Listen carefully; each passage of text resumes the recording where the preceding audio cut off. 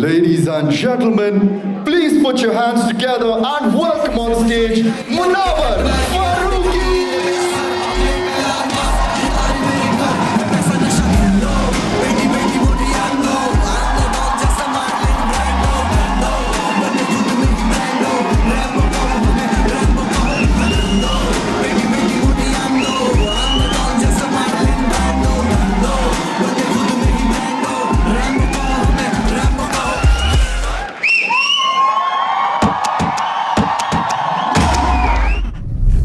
Show है, इसका नाम है धंधो।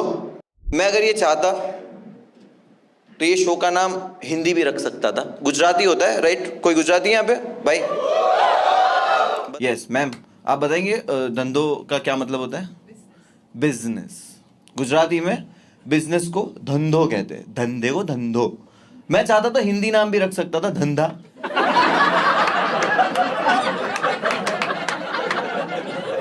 बट समझ रहे हो तुम, बॉलीवुड ने खराब कर दिया और मार्केटिंग वाइज भी अच्छा साउंड नहीं करता कि मुनव्वर का धंधा देखते हो लोग कि कितना घंटा परफॉर्म करता है, नहीं चाहिए। तो ये शो का नाम है धंधो। ये शो का नाम धंधो क्यों है वो आपको शो में धीरे धीरे पता चलता जाएगा।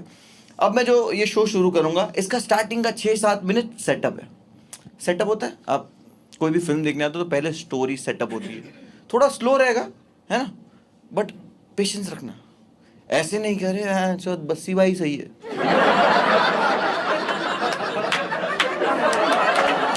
मैं हंसाऊंगा माँ की कसम। बट स्टार्ट का 7 मिनट थोड़ा संभाल लेना है। वो मलयालम पिक्चर में नहीं पुलिस डेड बॉडी लेके घूम रही, बताओ तो किसका है, बता ही नहीं रही है, 10 मिनट तक घूमे जा रही है। तो अभी अपना वो मलयालम पिक्चर का सेटअप चालू होएगा, ठीक है? तो मैं आपको थोड़ा पीछे लेके जाता हूँ। पीछे में लेके आता हूँ 2020 जनवरी 25 जनवरी को मैंने अपना पहला स्टैंड अप वीडियो रिलीज किया यूट्यूब पे। वो रिलीज कौन से हाल में किया मैं बताता हूँ। मैं 1 साल तक ओपन माइक्स वगैरह कर रहा था, मेहनत कर रहा था कि मैं कॉमेडियन बनूंगा ये वो। और 6 महीना जब मैं वो कर रहा था ना, तो मुझे रियलाइज हुआ कि यार मैं तो आने वाला स्टार हूं, मैं कंप्यूटर के पीछे बैठूंगा। अच्छी, मैंने मेंटली जॉब छोड़ दिया। मेंटली जॉब छोड़ना पता है ना क्या होता है? लेट हो गया, बॉस ने पूछा लेट क्यों हुआ, हो गया हो गया। तो मैं ऐसा हो गया था, नालायक। नवंबर दिसंबर में अपना वीडियो शूट करवाया फर्स्ट टाइम हैबिटेट में ऊपर, और मैंने बोला यूट्यूब पे वीडियो रिलीज होगा, स्टार। जनवरी में मैंने वीडियो एडिट करवाया, एक दोस्त से उधार लिए 14,000 रुपये और वीडियो एडिट करा। मैंने वो वीडियो को यूट्यूब पे डाला, 1-1.5 लाख व्यूज आ गए एक हफ्ते में। उस कोविड से पहले अच्छे होते थे इतने व्यूज, हाँ, क्योंकि सब क्या जिंदगी थी। कोविड के बाद हमने तो फोन ही डाल लिया। तो मैं बहुत खुश था कि ओ यार बढ़िया चलने लगा है, यूट्यूब से पैसा वैसा भी आएगा मेरा। 1-2 महीने में ही पैसा खत्म। मैंने एक प्रमोटर से बात करी कि मेरे को अब इंडिया में लाइव शो करने हैं। बोले छोटे छोटे शोज कर सकते हो तुम, 50-50, 60-60 टिकट, 80 टिकट बेच सकते हो, 200-300 रुपए की रखोगे तो करना है, शो प्लान करना है। मैं बोला कर दो। बोले अगर ट्रेन से जाओगे तो हर शो पे 10,000 मिलेगा, बचेगा, और अगर प्लेन से जाओगे तो हर शो पे 2 से 3 हज़ार ही बचेगा। तो मैंने गुजराती दिमाग लगाया कि मैं हर शो पे जाऊंगा प्लेन से, टाइम इज मनी। ट्रेन में जाऊंगा अच्छा लगूंगा शो पे, हाँ, बॉटल से धो रहा हूं गांड भैंसो। ये आने वाला स्टार ऐसा करेगा? नहीं, फ्लाइट से जाऊंगा हर शो पे। मेरा टूर स्टार्ट होने वाला है मार्च 23, फर्स्ट शो है मेरा। बैठा हुआ हूं मैं। मार्च 22 के आसपास प्रधानमंत्री जी टीवी पे आए और उन्होंने कहा एक दिन बंद रखो, जनता कर्फ्यू। एक दिन वो कोविड आया है उसको हटाते और एक दिन बंद रखो। वो एक दिन जो बंद हुआ वो खुला ही नहीं। मेरा पहला वीकेंड का शो कैंसिल हुआ, उसके साथ और एक शो कैंसिल हुआ, और एक शो, मेरा पूरा टूर कैंसिल हो गया। जिससे मुझे लग रहा था कि मैं 30-40 हज़ार रुपये कमाने वाला हूँ, वो अपॉर्चुनिटी तो गई, जॉब भी गई, कोविड आ चुका है, कोविड गुजर नहीं रहा, जून जुलाई आ गई, मेरी सर्वाइवल की ख़त्म हो गई ताकत, पैसे वाइज। मैंने बोला अभी अपने को जाना ही पड़ेगा जूनागढ़, जहाँ पे भाड़ा रेंट वेंट देना नहीं है, खाना फुकट है। मैं हो गया शिफ्ट जूनागढ़ जुलाई में। जूनागढ़ मेरा जो सिटी था वो ग्रीन जोन था, मतलब एक दूसरे के मुंह में थूक रहे लोग। कोविड का पता ही नहीं है कुछ भाई। 4 मैयतें जा रही है, बोले एसिडिटी हुआ है सबको, गैस से मरी है जमीला। इनको फर्क नहीं पड़ रहा भाई। 2-3 महीना मैंने वहां से भी कंटेंट बनाया, कुछ खर्चा नहीं है, सरवाइव हो रहा है। सितंबर अक्टूबर में वापस सब खुला 50% ऑक्यूपेंसी में, धीरे धीरे खुलना स्टार्ट हुआ था फर्स्ट वेव के बाद। हमने वापस शोज डाले, लेकिन इस बार शोज पे 100 टिकट बिक रहे, 500 रुपए वाले, बिकॉज पूरे कोविड में घसवाए ना अपन, तो और ऑडियंस बढ़ चुका है, 30-40 हज़ार 50 हज़ार फॉलोअर हो चुके हैं। सारे शोज डाल दिए, अब शोज पे जा रहा हूँ टूर पे, फ्लाइट से, हर शो पे 10-15 हज़ार कमा के आ रहा हूँ, बढ़िया शोज चल रहे। अक्टूबर, नवंबर, दिसंबर 3 महीना मैंने शोज किया हर जगह। जहाँ पे शो सोल्ड आउट जाए, 1 महीने बाद वापस वहाँ पे शो डालते हम लोग, वहाँ पे और एक शो सोल्ड आउट हो जाए। 3 महीना बस 4-5 लाख रुपए की कमाई मेरी फिक्स थी, शोज किए। दिसंबर में हमने बोला 31 दिसंबर शो कहाँ डालेंगे, हमने बोला हैदराबाद बहुत टिकट बिकता है, हमने हैदराबाद में शो डाला, 500 टिकट बिक गए। 30 दिसंबर को मेरे मैनेजर का कॉल आया कि भाई अपना डोंगरी टू नोवे जो स्पेशल है, जो मैं परफॉर्म करता था उस वक्त, बोले वो मैंने एक OTT को भेजा था, उनको पसंद आ गया और they want to talk to you, एक एजेंसी भी है बीच में। मैं बोला ठीक है लगाओ, बड़े लोग हैं, पहली बार बड़े लोग से मीटिंग हो रहा है अपना। जूम कॉल चालू हुआ, बोले hey hi how are you, what's up, how you doing. मैं बोला या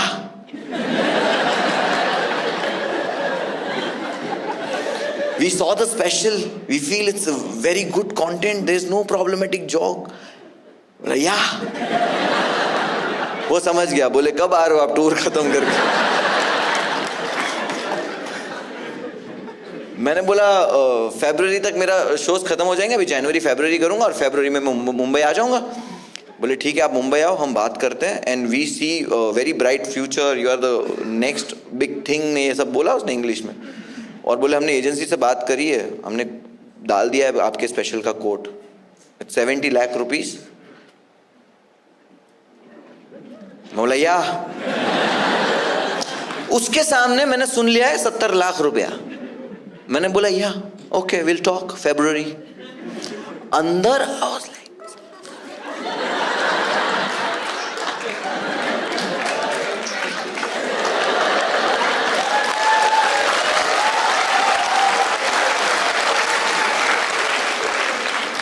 लोग चूती है क्या, 70 लाख रुपया भाई, मैं खुद को देखने का 200 ना दूं। 70 लाख सुन के I was like I am arrived, I have arrived होता है, बट उस वक्त इतना ही आता था। 70 लाख सुन के मैंने क्या फील किया पता है आपको? मैं आपको और पीछे लेके जाता हूं।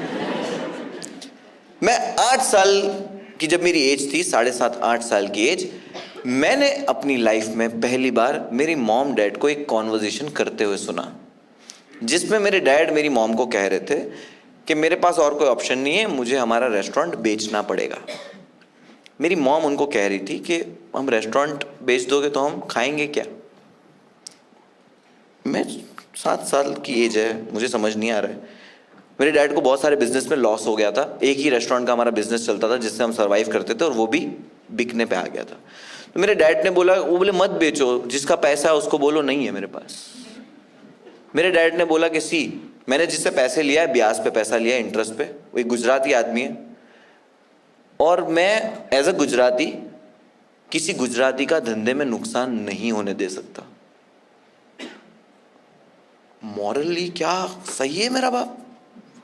और उस वक्त वो लाइन सुन के मेरे को फील हुआ कि यार क्या बाप है मेरा। फिर मेरे स्कूल का फीस बंद हो गया। प्रिंसिपल बोलते क्या बाप है तेरा।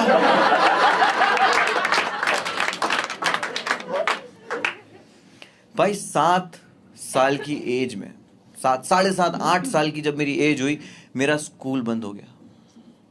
और 8 साल के बच्चे के लिए स्कूल का बंद होना मतलब यस, होमवर्क, रोज क्रिकेट खेलूंगा पूरा दिन। लेकिन ऐसा नहीं हुआ, मेरे को इन्होंने काम पे भेज दिया। बट 70 लाख सुन के क्या हुआ समझ गए ना तुम? मेरे दिमाग में एक ही चीज आई, मैं जाऊंगा जूनागढ़ मर्सिडीज लेके। मर्सिडीज ही 80 की है। मर्सिडीज से उतरूंगा ब्रीफकेस लेके और वही रेस्टोरेंट जो बाप का बिका है खरीदूंगा। ये इमेजिन कर लिया मैंने कि जहां इज्जत गई ना वहीं से लेके आने का है। 70 लाख सुन के होटल पे आया हूं, नींद आएगी क्या? खुशी में नींद नहीं आती, पता है, बहुत खुशी में। हम बच्चे थे तो हमारे को नेक्स्ट डे जब वाटर पार्क जाने का रहता था तो वो रात में नींद ही नहीं आती थी। अपन पूरा दिन रात में यही सोचते थे वाटर पार्क।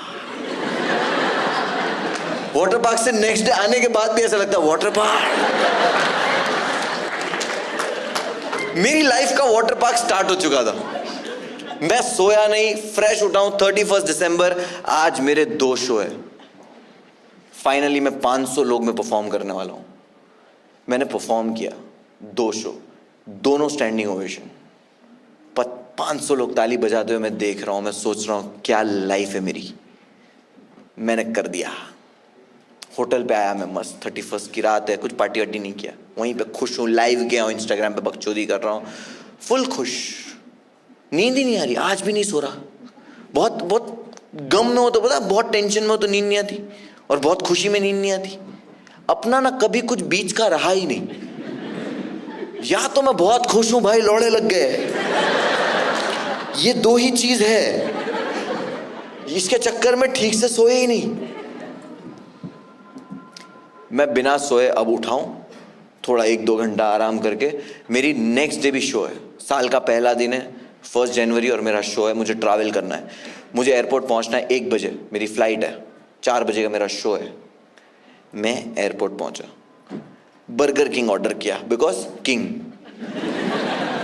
बर्गर किंग आया, मैंने खाया, बर्गर मस्त, फ्राइज थू, छी, इतना गंदा फ्राइज, इतना नमक डालते हो तुम लोग, छी, थू थू, इतना नमक डाल दिया है, इतना खारा खारा। मैकडोनल्ड वाले ही सही है, इसने मेरे को ऐसा फ्राइज क्यों दिया? क्योंकि जानता नहीं है ना मैं कौन होने वाला हूं। मैं फ्लाइट में बैठ गया, फ्लाइट में बैठा हूं, मैं 3 बजे लैंड हो गया, 4 बजे का मेरा शो है। मुझे रियलाइज हुआ कि यार अपने पास नहाने का टाइम नहीं है, तो आज की तरह उस दिन भी मैंने सिर्फ डीओ मारा और मैंने क्लीन शेव कर लिया। लड़के लोग को पता है, क्लीन शेव लड़के कर ले तो ऐसा लगता है बहुत नहाता है ये, बहुत नहाता होगा ये। तो मैंने फटाफट क्लीन शेव कर लिया कि अब मुझे पहुंचना है वेन्यू पे। 4 बजे मैं वेन्यू पे पहुंच चुका हूं, मेरे शो के टाइम पे। जहां पे शो है उस सिटी का नाम है इंदौर। आंटी, ये जिसका ओ निकला है उनको पता है मैं आगे क्या बोलने वाला हूं, और जिनको नहीं पता उनको मैं अब बताऊंगा। 4 बजे मैं पहुंचा वेन्यू पे परफॉर्म करने के लिए। 5 बजे मैं पहुंचा पुलिस स्टेशन।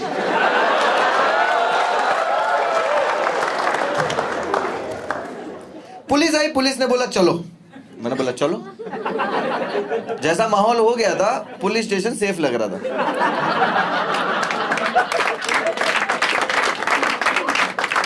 पुलिस ने हम 5 को क्वालिस में बिठाया, हम बैठ गए, क्वालिस जाने लगी। पुलिस वाला फोन पे बात कर रहा है कि हाँ सर, हमने यहाँ से अभी 5 लोगों को अरेस्ट किया है। अरेस्ट? तुम लोग को हैंड्स अप बोलना छोड़ दिए क्या? भाई अरेस्ट हो गया हम। जितना मैं सोच रहा हूं उतनी देर में हम पहुंच गए पुलिस स्टेशन। पुलिस स्टेशन पे उतरे, बोले चलो अंदर घुसो। एक कमरे में आए, बोले बैठ जाओ इधर। इधर sir furniture.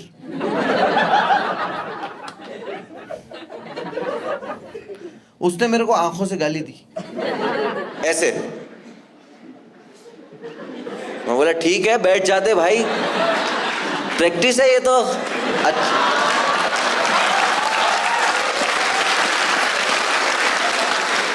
Junagadh exhaust fan भी नहीं होता था। हम जब बाहर निकलते थे दरवाजे को 4-5 बार ऐसे से करना पड़ता था।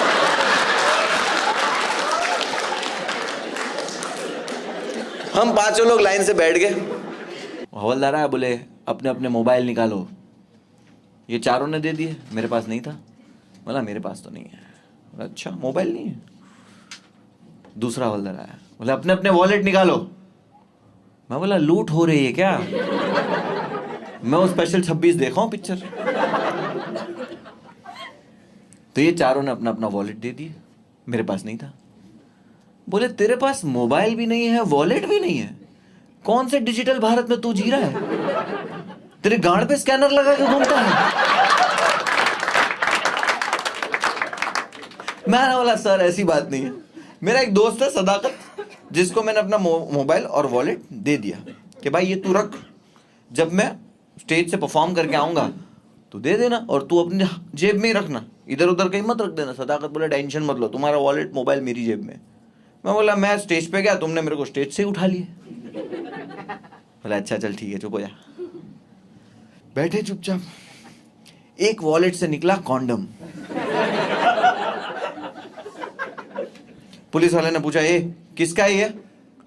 मैं बोला आई डोंट नो, हम लोग नहीं यूज करते।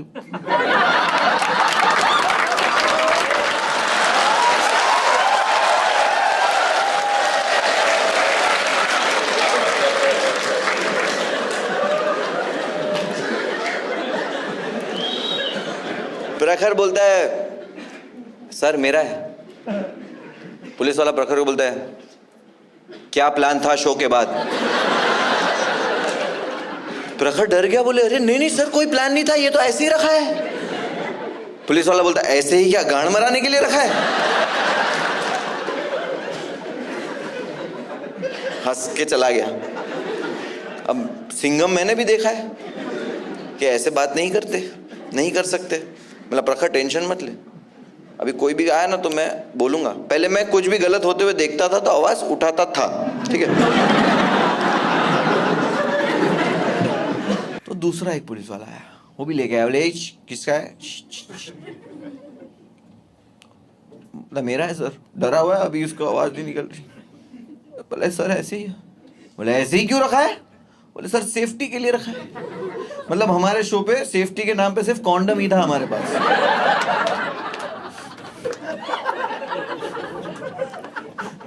पुलिस वाला भी हंस दिया है कि सेफ्टी। अब इन्होंने मजाक शुरू कर दिया है भाई। उसको भी बोल रहे कि इसको जाके ऐसा बोल जा। मैंने देख लिया, मैं बोला अब मैं बीच में आऊंगा। तीसरा पुलिस वाला आया, इस बार ये कॉन्डम रुमाल से उठा के लेके आया है। मर्डर वेपन है ना ये तो। हाँ।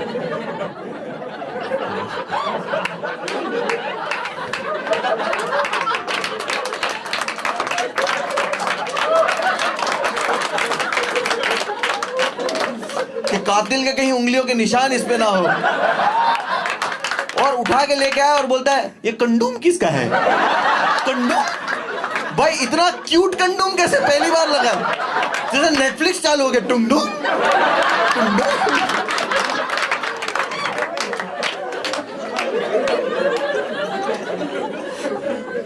वो आया कंडोम लेके। मेरे को मालूम है इसको बुली करना है प्रखर को। मैं बीच में आ गया, बोला हाँ मुझसे बात करो, क्या हुआ, किसका है ये?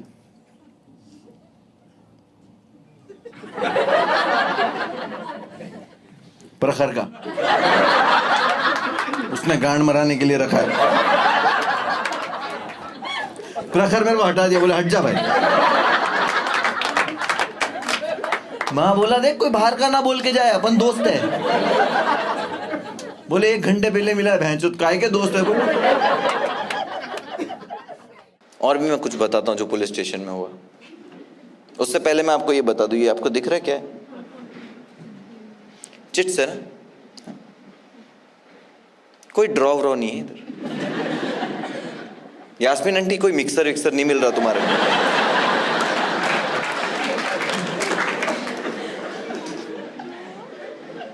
ये जो है वो है मेरी सेल्फ रिस्पेक्ट, जो उस रात तक थी। एक पुलिस वाले ने मेरे पास आकर मेरी आंखों में देखकर मुझे कहा,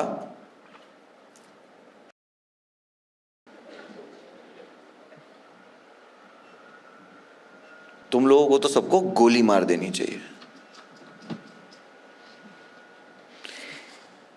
उस वक्त पहली बार मुझे किसी ने आंखों में आंखें डालकर इतनी गंदी गाली देकर मारने की बात कही है। मेरी सेल्फ रिस्पेक्ट उसी वक्त ऐसे हो गई। लेकिन मैं चिल था। क्यों चिल था? क्योंकि मुझे पता है मैंने कुछ नहीं किया। अभी बाहर से एक आवाज आएगी, वो बोलेगा, इंस्पेक्टर साहब ये लो मेरे मुवक्किल के जमानत के कागजात। रात हो गई, कोई नहीं आया। मुवक्किल कहां पे जा रहा है? पुलिस वाला आया, बोले चलो लॉकअप में सो जाओ। मैं बोला सर आपने बोला अभी हम छूट जाएंगे, यहां क्यों सोना है? बोले सुबह छूटोगे, चलो सो जाओ। लॉकअप खुला, हम 5 लोग अंदर जा रहे। पुलिस वाले ने मुझे रोक दिया, बोले तू रुक जा। फोन निकाला, मुझे बोला तेरा नाम डाल इधर यूट्यूब पे, देखूं तेरे कैसे जोक करता है। देखो पुलिस वाले को तो कोई भी जोक ऑफेंसिव ही लगेगा जब आप लॉकअप के अंदर हो। मैंने बोला छोड़ो ना साहब। बोले डाल। बोला छोड़ो साहब, कुछ और देख लो, ऑल्ट बालाजी टाइप कुछ।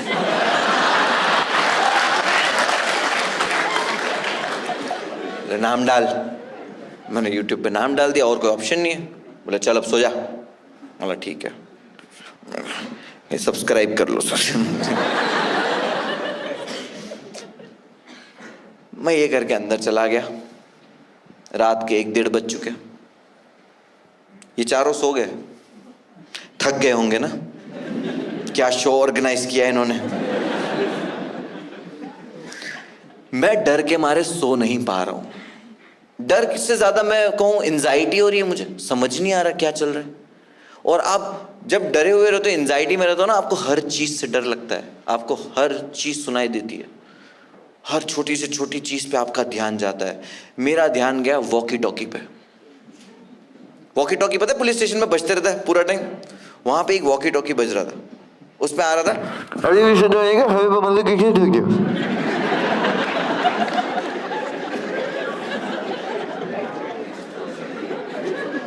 समझा किसी को? वो ऐसी पुलिस लेट नहीं पहुंचती।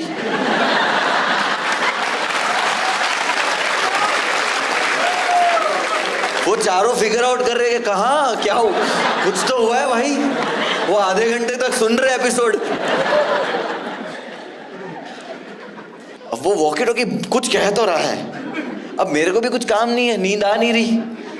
मैंने बोला यार हो सकता है पुलिस वाले इतने ट्रेंड होते हैं ना कि इतनी बार सुनते हैं ये वॉइस, तो उनको प्रैक्टिस हो जाती है, आदत हो जाती है। तो आज मैं सॉल्व करूंगा कि कहां लूट हुई है। मैंने पूरा फोकस किया, सब कुछ छोड़ के मैंने सिर्फ वॉकी टॉकी में से आने वाले साउंड की तरफ फोकस किया। और अगर आप भी ध्यान से सुनो ना, तो आप जितनी बार उसको सुनो ना, आपको समझ में आने लगता है। अभी मैंने बोला आपको समझा, बट आप इसको 10 बार सुनोगे ना तब आपको समझेगा। ये मैं लिख के दे सकता हूँ, ट्राई करो। अभी सोचेगा हाईवे मर्जी की जीत हो गया। अभी सोचेगा हाईवे मर्जी की जीत हो गया। अभी सोचना मिलेगा हाईवे पर मारुति को किसी ठोक दिया। अभी भी सोचना मिलेगा हाईवे पर मारुति को किसी ने ठोक दिया। अभी भी सोचना मिलेगा हाईवे पर मारुति को किसी ने ठोक दिया। अभी भी सूचना मिली है कि हाईवे पर मारुति को किसी ने ठोक दिया है।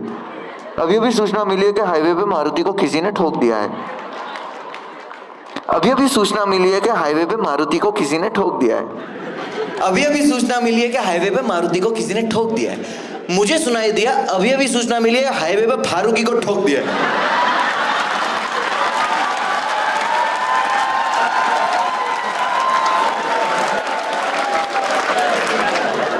मैं बोला इनकाउंटर? भाई कुछ भी नहीं किया मैंने। मैं गांड फटी में सो तो पा रहा नहीं था, अब मैं खड़े रह के कांप रहा हूं। 4 बजे पुलिस वाले ने लॉकअप खोला, बोले चलो। मैं बोला फजर की नमाज से पहले?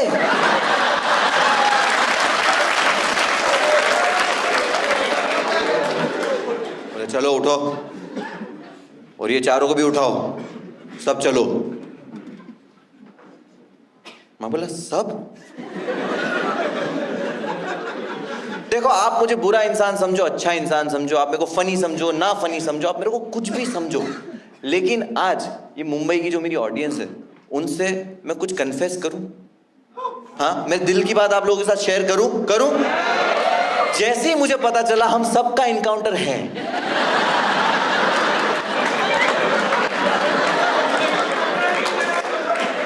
मेरे को अच्छा क्यों लगा?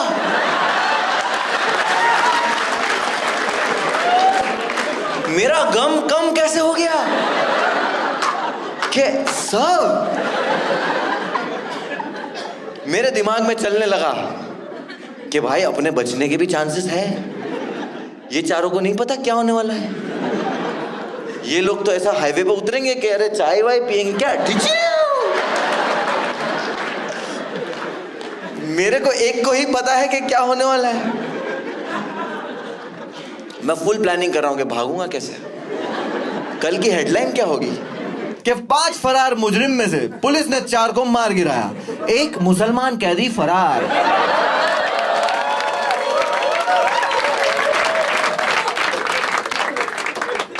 एक कैदी फरार होता है, बट न्यूज मेरे दिमाग में हेडलाइन चल रही है और मैं सोच रहा हूं भागना कैसे।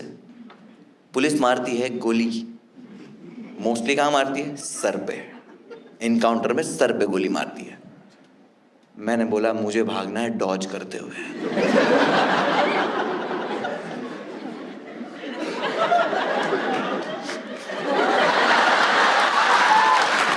फुल प्लानिंग है। फिर मैंने सोचा अगर पुलिस वाले का मन हुआ टांग पे गोली मारने का, तो मैं जब डॉज करूंगा और गांड पे लग गई तो?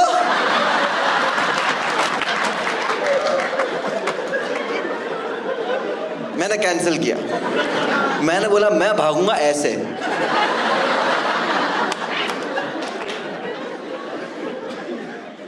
ये तो सिर्फ मन की प्लानिंग्स है, राइट?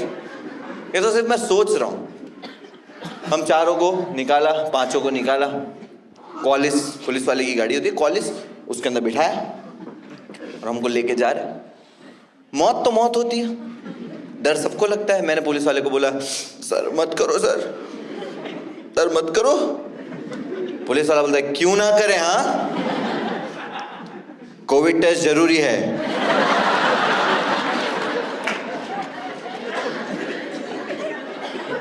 बोला किधर जा रहे?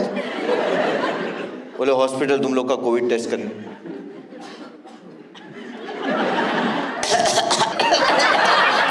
कोविड टेस्ट कैसे भूल गया मैं? बोले दूर बैठ।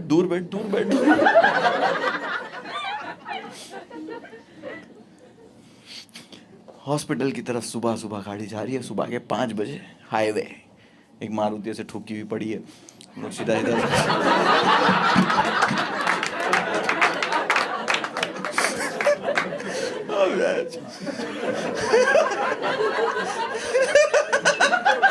मैं खुद इतना खुश हो जाता ना खुद से कभी कभी, क्या भैंचोद लिखता है भाई, क्या जोक है भैंचोद। मैं भी बोलता हूँ कि भैंचोद क्या।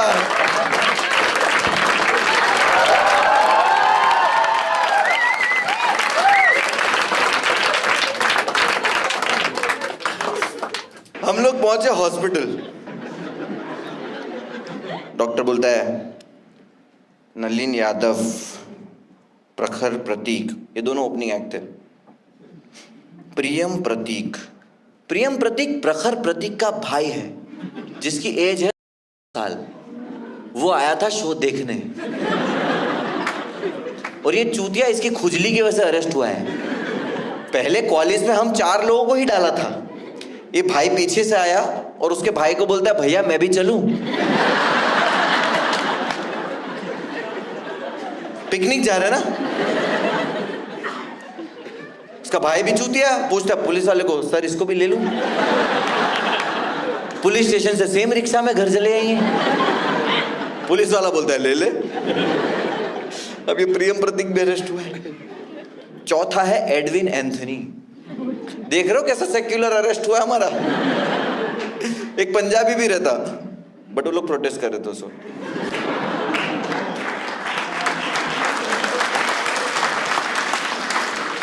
एडविन एंथनी,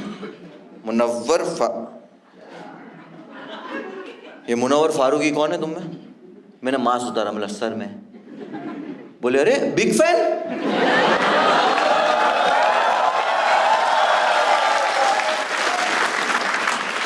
कल आपका शो था इंदौर में, मैं आ नहीं पाया ड्यूटी की वजह से। गांडू को हथकड़ी नहीं दिख रही हाथ में। ये इलाज करता है लोगों के। यस, आपने सही सुना, हाथों में हथकड़ी।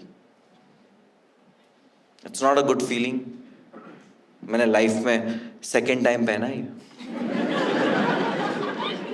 नहीं, मतलब फर्स्ट टाइम ही पहना है ऐसे।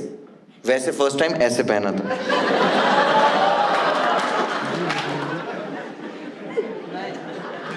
स्कूल में शोले का प्ले था।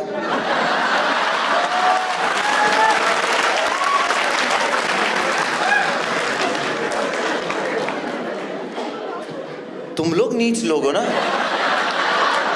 यास्मीन आंटी कोविड में मर जाना चाहिए था इनको सबको।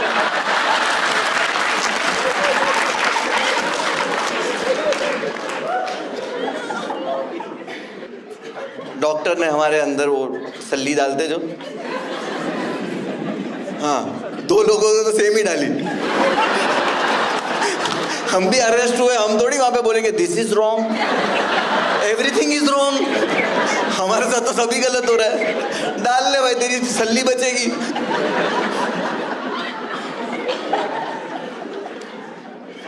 हम लोग का टेस्ट हो गया। अब मैं वहां से बाहर निकल रहा था। मैंने एक चीज नोटिस करी जो मैं अपनी लाइफ में कभी नहीं भूलूंगा। मैंने देखा एक वेंटिलेटर पे एक औरत थी, उसके बाजू में उसका 4 साल का बच्चा सो रहा था और उसकी आंख खुल गई, आवाज जो हो रही थी उसकी वजह से। एंड जब भी मैं कोई छोटे बच्चे को देखता हूँ ना, आई फील लाइक टॉकिंग, कि हंसा दूं इसको, इससे बात कर लूं। तो मैंने बोला हे हाय, टेंशन मत लो, कोई बात नहीं, वापस सो जाओ आप। कौन सा कार्टून है आपका फेवरेट, क्या नाम है आपका? बट वो मुझसे डर रहा है। मैं एक रात पहले लोगों को हंसा रहा था, हर एज के इंसान को, और आज मैं एक 4 साल के बच्चे को हिला नहीं पा रहा हूं, हंसा नहीं पा रहा हूं। मेरी सेल्फ रिस्पेक्ट, क्योंकि मेरे हाथों में एक हैंडकफ्स है, उसको लगता है मैं कोई क्रिमिनल हूं, मैं कोई गलत इंसान हूं। मैं इसको छुपाने की कोशिश कर रहा हूं और बच्चे से बात करने की कोशिश कर रहा हूं, वो नहीं, वो डर रहा है, वो हंस नहीं रहा है। मैंने उसकी आंखों में देखा और मैं चिल्लाया वो गिर गया, रोने लगा। बोला पहले हंसना चाहिए था।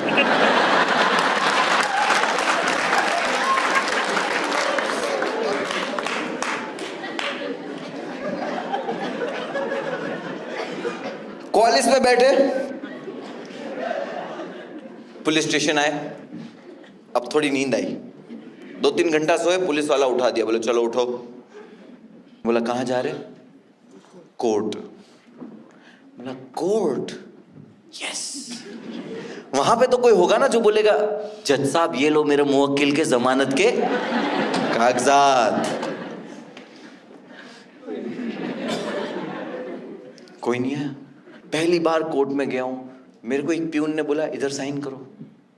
बोला ठीक है, सेलो ग्रीपर।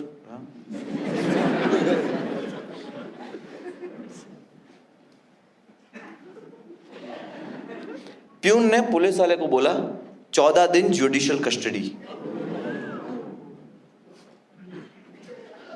पहले तो प्यून लोग को सजा नहीं सुनानी चाहिए।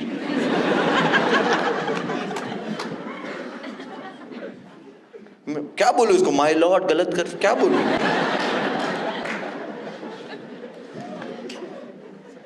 मैंने पुलिस वाले की तरफ देखा, मैं बोला आप बोला कि कोर्ट से तो छूट जाओगे, चल।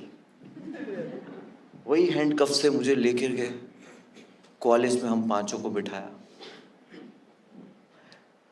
14 दिन की जेल।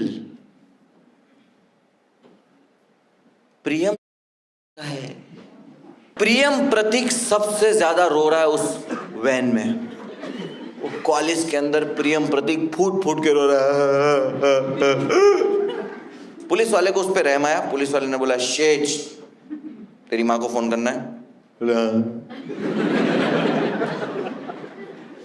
उसने फोन निकाला, उसके भाई ने बोला मैं लगा के देता हूँ, मेरे को नंबर याद है। उसके बड़े भाई ने फोन लगाया, प्रियम ने फोन लिया, उसकी माँ ने फोन उठाया, हेलो प्रियम।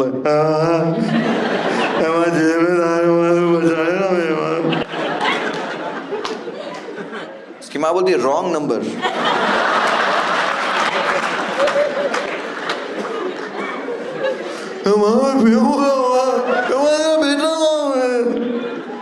उसकी माँ बोलती कौन बोल रहा है? उसका भाई भड़क गया कि साला एक मौका मिला है फोन करने का और वो भी तू वेस्ट कर रहा है। उसके भाई ने फोन ही छीन लिया कि ला मैं बात करता हूँ। उसके भाई ने फोन ले लिया, बोले, उसकी माँ बोले अरे हेलो हेलो।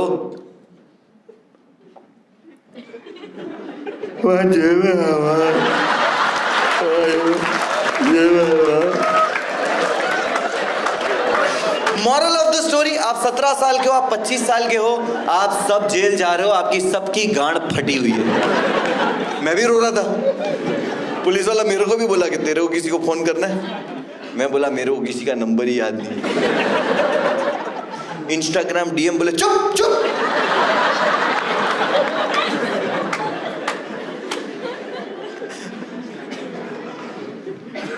हम लोग पहुंचे हैं जेल। एक बहुत बड़ी दीवार थी, दरवाजा था, अंदर गए, मैं बोला आ गई जेल, नहीं आई, गार्डन आए दो। उसके बाद और एक दरवाजा आया, दीवार आई, मैं बोला आ गई जेल, गार्डन आए दो।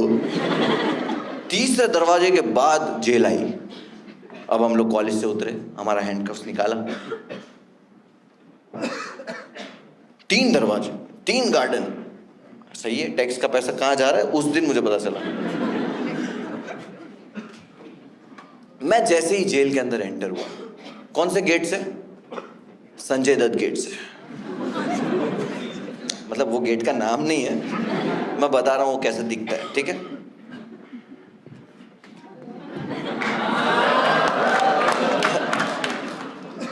गेट से हम जैसे ही एंटर हुए, सबसे पहली चीज जेल में जो होती है, जेल में आप जितने भी लोग, जितना भी काम होता है वो जेल के कैदी करते हैं। कोई ऐसा वहां पे बाहर से अर्बन क्लैप कुछ नहीं। कपड़े धोने, कुर्सियां बनानी, फर्नीचर बनाना, कुछ उगाना हो, एवरीथिंग, सिलाई से लेकर इलेक्ट्रिशियन, हर चीज जो कैदी लोग हैं वो करेंगे। मतलब समझ रहे हो, वो इलेक्ट्रिशियन मोलेस्टर जो पकड़ा गया है वो लगाएगा बल्ब। ऐसे चलता है, हर कैटेगरी में काम बांटा गया है। और एक एंटरटेनमेंट कैटेगरी है जो है कोई भी नया कैदी आएगा उसको बिना कपड़े के चेक करना है। ये कैटेगरी दी गई है लोकेश कुमार को। लोकेश कुमार 45 साल का आदमी है, मुच्छड़ है, खतरनाक दिखने में। उसका काम यह है कि कोई भी नया कैदी आएगा, लोकेश कुमार बिना कपड़े के उसको चेक करेगा कि कुछ छुपाया नहीं है, फिर एंट्री देगा। मैं खड़ा हुआ लोकेश कुमार के सामने। लोकेश कुमार मेरे को बोलता है शर्ट ऊपर कर। मैं बोला ये टी शर्ट है। नलिन बोलता है भाई मत कर। मैं बोला अब और कितना अंदर डालेंगे? लोकेश कुमार बोलता है ए वो जो भी है ऊपर कर। मैंने अपना टी शर्ट ऊपर कर दिया। बोला ठीक है, पैंट।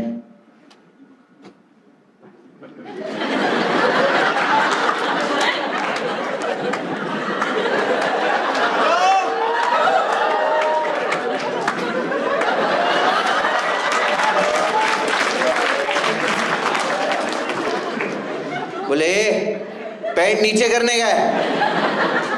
मैं बोला ऐसा बोला नहीं था, और अगर पैंट नीचे करने का था तो ये जब एक ऊपर लिया तो रोक ना, तेरे को भी मजा आ रहा था। बोले पैंट पैंट उतार।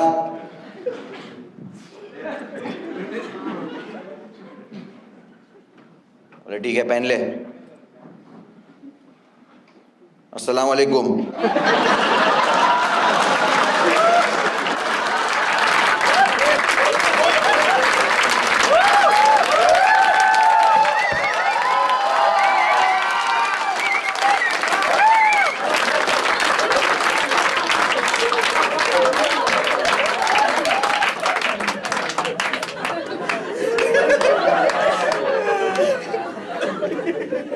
लोकेश कुमार मेरे को बोलता है भाईजान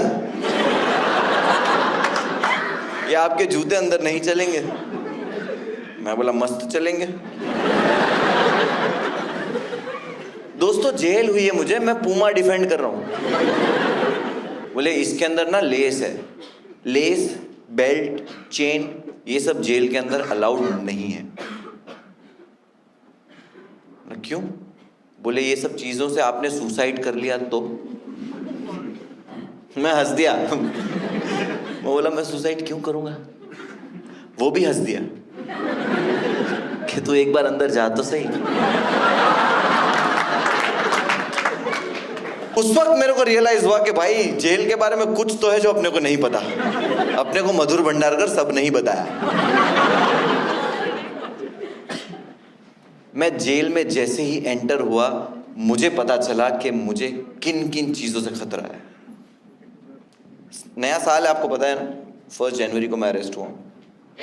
मैं जैसे ही एंटर हुआ एक कैदी ने मुझे देखकर गाना गाया।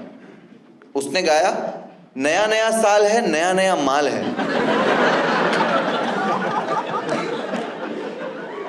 और मैं सोच रहा हूं क्लीन शेव नहीं करना चाहिए था।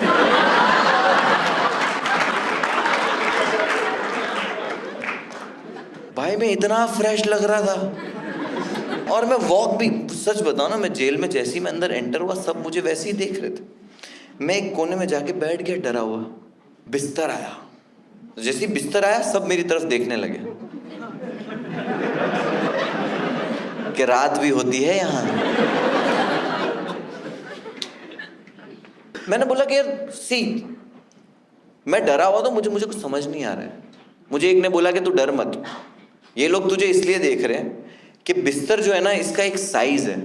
जेल का जो रेगुलर क्रिमिनल होता है ना उसको जेल के बिस्तर का साइज पता होता है। अगर तूने वो साइज में बिस्तर बनाया तो ये समझ जाएंगे कि तू एक रेगुलर क्रिमिनल है, तुझे कोई टच नहीं करेगा। बट अगर तू इसको नहीं बना पाया सही, जो कि तू नहीं बना पाएगा सही, तो तेरा होगा शोषण। तो ये जो बिस्तर है वो मेरी सुहाग रात की सेज है। मैंने बोला गैंगस्टर की एक्टिंग करनी है क्या? मैं भी बोला ये क्या बिस्तर है, छी भूसी। नरम गद्दे रहते हैं हमारी यूपी की जेल में। आर्थर रोड में तो कैंटीन में ही सोता था मैं। छी, कल तो मैं छूट जाऊंगा। बोले कल संडे है। मैं बोला मंडे, परसों छूट जाऊंगा। कौन इतना मेहनत करे बिस्तर बनाने का? ऐसे ही सो जाऊंगा। रखो 5 कंबल, नीचे रख दो। पीछे से आवाज आई 5-5 कंबल लगा रहा है, उड़ेगा क्या? मैंने बोला ये मूवमेंट है अपना। बोला मैं उड़ूं बैठूं सोऊं, तेरे को क्या करने का है? तू जेल पहली बार आया क्या? सामने आके बात कर मेरे से।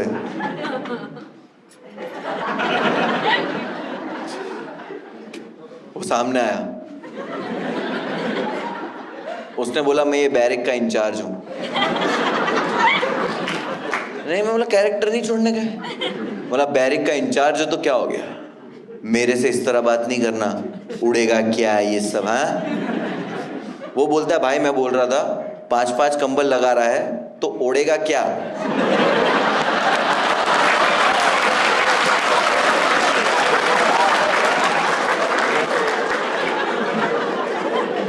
मैं शोषण के लायक हूं।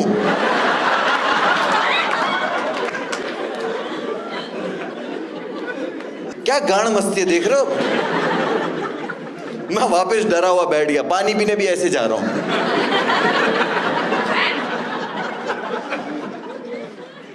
और सच बोलूं ना तो मैं जब आसपास देख भी रहा था ना तो मेरे को भी लगता था आज रात कैंडिडेट मैं ही हूं।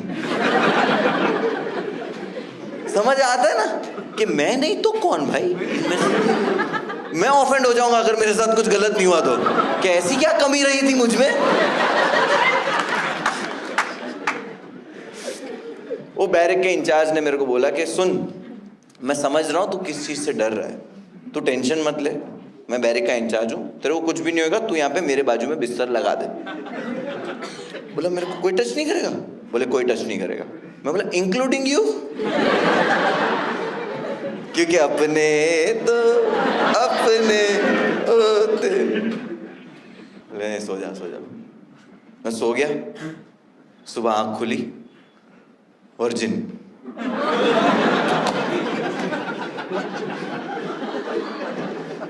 बच गया। सुबह सुबह मैं उठा हूं, जेल का पहला मॉर्निंग है मेरा। चाय का ग्लास आया ऐसे, मैं बोला चाय? बैरिक का इंचार्ज बोले चाय पी ले। मेरा ग्लास, में बोला ठीक है पी लेते। उतने में आया, बोले ए हवलदार आया, बोले अकरम, जेलर साहब तेरे को हेलीकॉप्टर बनाने बुला रहे। बोला अकरम इंजीनियर है? कल रात में सब बोल रहे किडनैपर है। बोले नहीं नहीं, अकरम ने ना सुबह चाय की लाइन में एक का सर फोड़ दिया ग्लास मार के, कि मैं चाय पहले पीऊंगा, तो वो खून खून हो गया, तो अकरम को सजा देने बुला रहे। और ये मैं चाय पीते हुए ये कहानी सुन रहा हूं कि ये चाय के लिए सर फोड़ दिया। इस चाय में चाय की पत्ती होने का शक है। तो मैं बोला हेलीकॉप्टर बनाना सजा होती है? बोले नहीं नहीं, हमारे यहाँ पे एक पेड़ है, पेड़ में अकरम को बांधेंगे रस्सी से टायर के अंदर नंगा करके, और उसको डंडे से मारेंगे, तो अकरम टायर पे ऐसे जाएगा हेलीकॉप्टर की तरह। पहली मॉर्निंग हुई है मेरी ऐसी जेल में। मैं कोने में गया, रोने लग गया। एक बुढ़ा आया मेरे पास, बोला बेटा रो मत, 3-4 साल की बात है।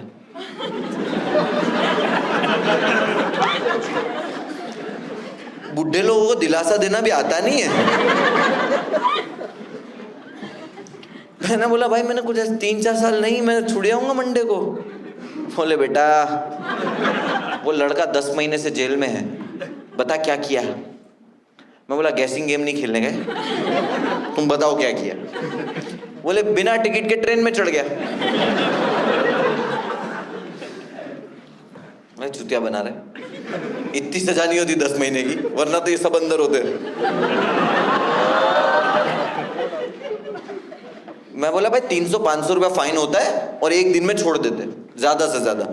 तो बोले हाँ इसको एक दिन के लिए ही पकड़ा था, लेकिन जिस दिन उसको पकड़ा उसी दिन प्रधानमंत्री जी टीवी पे आए और उन्होंने बोला एक दिन बंद रखो। वो जो बंद हुआ बेटा, मैं बोला हाँ मालूम है, खुला ही नहीं हुआ, मेरे को मालूम है। तो कोर्ट भी बंद हो गई थी ना, तो मैं बोला अभी कोर्ट खुल गई है तो ये तो छूट जाएगा। तो बोले बेटा इतने टाइम के बाद कोर्ट खुली है, तुम्हारे पास पैसा है, पैसे वाले हो? है, पैसा है। बोले बस तो फिर इंपॉर्टेंट केसेस, पैसे वाले केसेस, बड़े बड़े ट्रायल्स, उन इतने पेंडिंग है ना, तो उस पर कब चलेगी अभी। तो ये गरीब तो और 4-5 महीने रहेगा, इसके तो डेट ही नहीं मिलेगी इसको। And that moment I felt के यार अच्छा हुआ पैसा है मेरे पास, गांडू गरीब।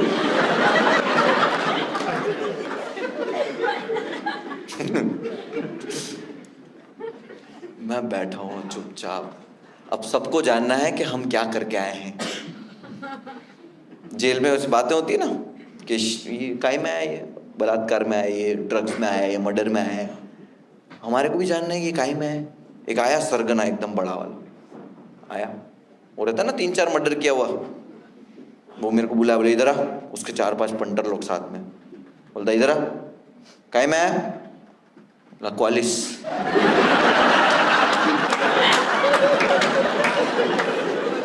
उसको लगा क्वालिस नाम से आईपीसी की कोई धारा है। उसके पंटर लोग पूछ रहे भैया क्वालिस क्या होता है? ये बोलता होता है चेक बाउंस होता है गुजराती लोग का, चेक बाउंस पे लगती है वो धारा। मैं भी सुन लिया, मैं हाँ सही है। मैं जाके वापस अपने कोने में बैठ गया, मैं बस वो कोने में बैठे रहता हूँ। लेकिन जेल में खबर पहुंच जाती है, वाया वाया खबर पहुंचती है, एक आध दिन में कच्ची खबर पहुंच जाती है कि क्या मैटर है, बट आधी खबर पहुंचती है, पूरी नहीं पहुंचती। मैंने 2 लोगों को बात करते हुए सुना कि इधर वो मरून शर्ट वाला दिख रहा है? बोले वो टी शर्ट है। बोले हाँ। बोले उसके बाजू में भूरे बाल वाला? बोले हाँ वो तो सोनू भाई का माल है। वो नहीं, उसके बाजू वाला। बोले हाँ। बोले इसका बाहर कुछ मैटर हो गया है, ये 5 लोग में ये मेन है, इसके पीछे सब पड़े हुए। यंग लोग थोड़ा इसको सपोर्ट करते हैं, लेकिन मंत्री लोग इसके पीछे पड़े, पुलिस मीडिया में भी यही चल रहा है। इसका एक कोई वीडियो है, उसकी वजह से फंसा है। पूरी जेल को लग रहा है मुझे पॉन बनाते हुए पकड़ा है।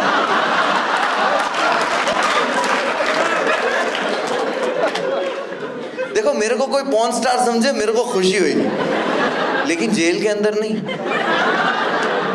यहां मैं कैंडिडेट हूं।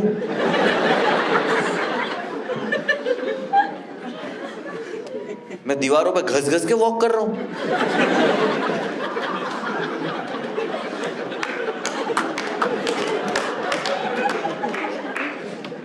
डरा हुआ इंसान पूरी तरह।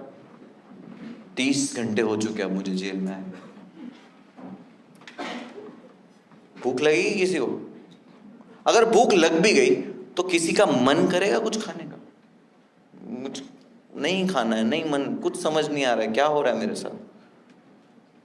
उसने बोला चलो खाना आ गया, लाइन लग गई है, खाना लाइन में लग जाओ। बोला मेरे को नहीं खाने का है।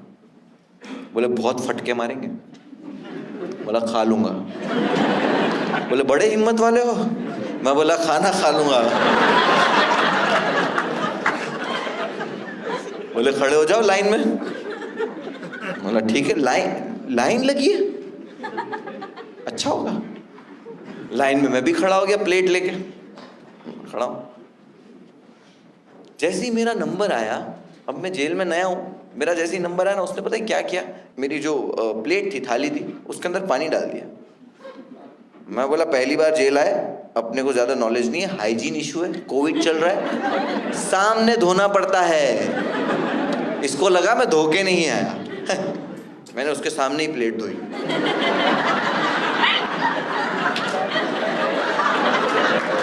मेरे को बोलता दाल क्यों फेंका?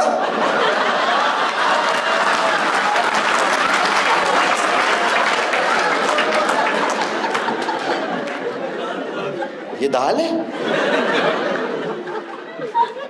ये दाल है? भाई मेरा मुंह इससे ज्यादा गाढ़ा है।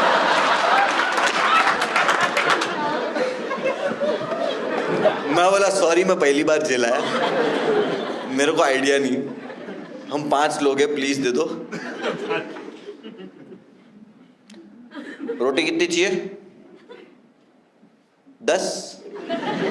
वही आता है दिमाग में पहला।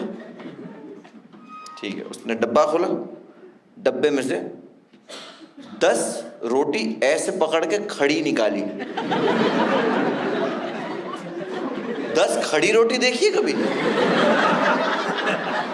यास्मीन आंटी, आपने रोटी आप कभी भी डब्बे से ऐसे निकालोगे ऐसे पकड़ के, तो वो ऐसे निकलेगी ना,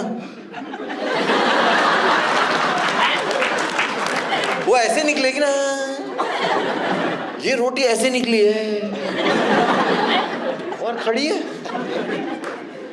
मैं रोटी देख रहा हूँ, रोटी मेरे को देख रही है कि ले ले भाई। मतलब इतनी कड़क रोटी कि अगर मैं बोर हो रहा हूँ जेल में तो खेल सकता हूँ कि 2 तू रख ले, 2 तू रख ले संभाल के।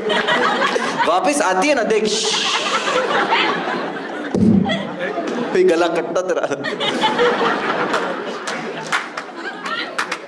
भाई इतनी कड़क दाल और रोटी लेके मैं बैठ गया। मैं बोला खाना तो पड़ेगा।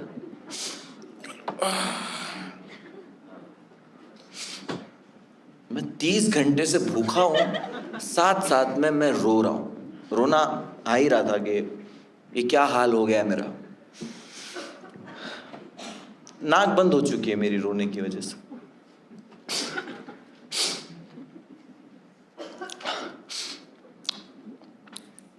जब मैंने पहला निवाला खाया तो मुझे समझ आया कि मेरी नाक रोने की वजह से बंद नहीं हुई है, मुझे टेस्ट भी नहीं आ रहा है।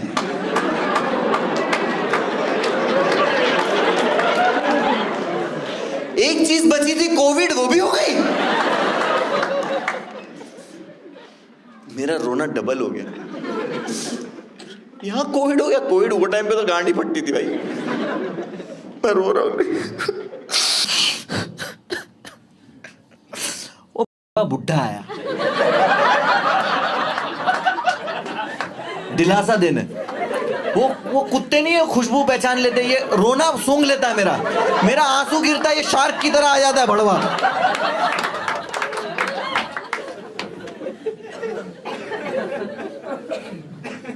मैं रो रहा हूं, लाइक बोले बेटा क्या हो गया, क्यों रो रहे हो?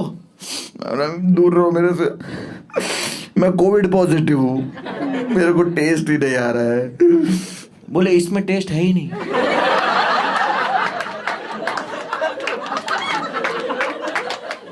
बोले तुझे लगा जेल के खाने में टेस्ट होगा, तू इंसान पॉजिटिव है।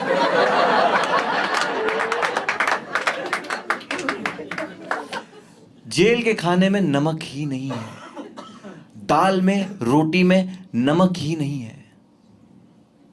गांधी जी की इतनी बड़ी फोटो लगा के रखे।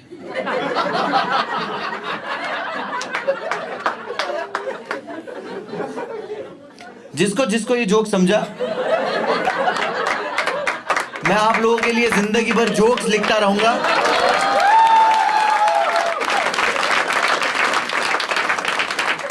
और जिन जिन को ये जोक्स नहीं समझा, मैं आप सबके लिए जन्नत जुबैर के साथ रीले बनाऊंगा।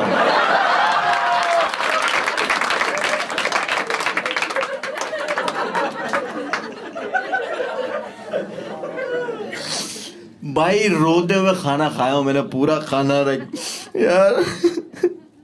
सॉरी बर्गर किंग यार क्या नमक डालते हो तुम?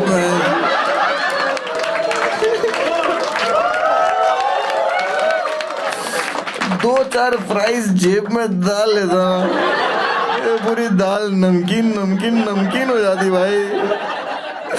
Sorry burger king, boycott McDonald's.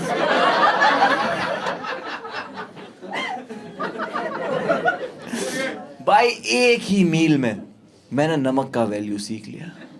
नमक का वैल्यू सीख के भाई खड़ा हुआ हूं कि भाई क्या बात है। जेल में सब कुछ हो रहा है, अब मैं देख रहा हूं। चेस कितने लोग खेलते हैं? 2 लोग, राइट?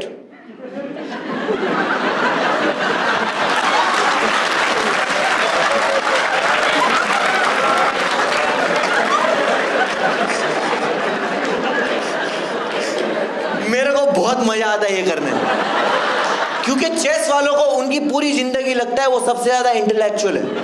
ये जोक मार के मैं उनको बताता हूं कि तुम्हारा आईक्यू लौड़ा।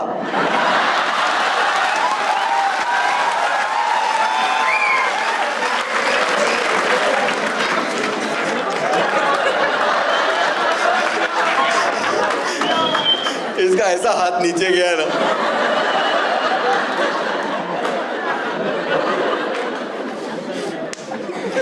अच्छा हुआ जेल हुआ बॉस। 2-4 लड़कियां इधर, सबके हाथ जो गए ना, ऐसा मजा ही आ गया। वो ईद की नमाज में होता है, नमाज याद नहीं है कि जाना है नहीं जाना।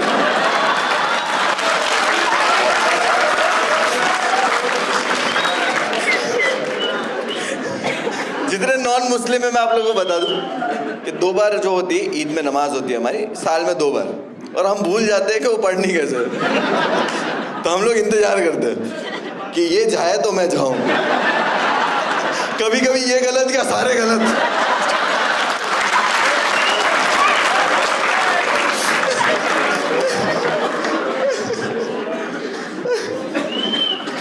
भाई चेस 2 लोग खेलते, राइट? जेल में 8 लोग खेल रहे हैं, एक एक घोड़े में 2-2 लोग बैठे।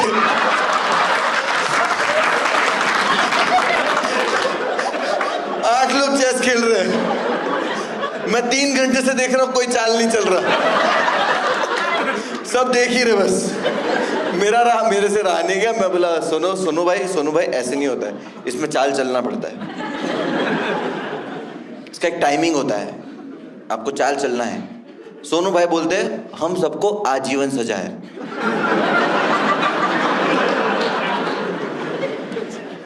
जीत के कहां जाऊं? मैं बोला बात में पॉइंट तो है, लेकिन पहली चाल तो चलो कोई।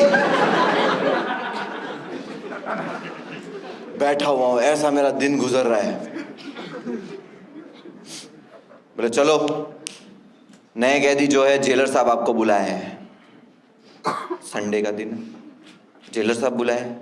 जेलर साहब, उनकी जेल है, आप उनके मेहमान हो, कब तक रहोगे कोर्ट डिसाइड करता है, तो आपको इंट्रोडक्शन देने उनके सामने खड़ा होना है। लाइन लगी है, सब लोग खड़े हो चुके हैं।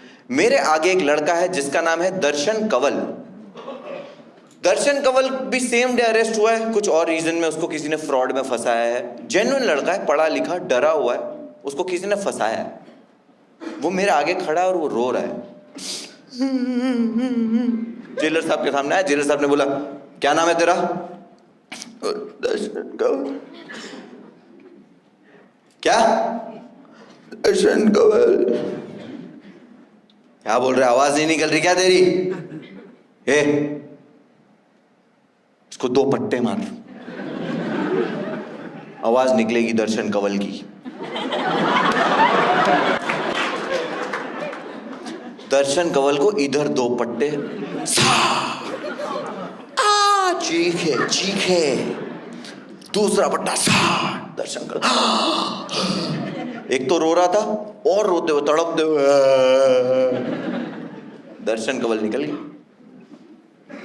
उसके पीछे मैं खड़ा हूं। जेलर साहब बोलते क्या नाम है तेरा? मुनव्वर इकबाल फारूकी।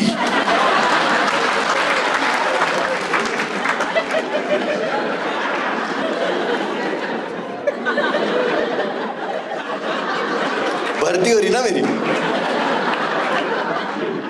जेलर साहब मेरे को ऊपर से नीचे तक देखते, बहुत अकड़ है क्या तेरे में?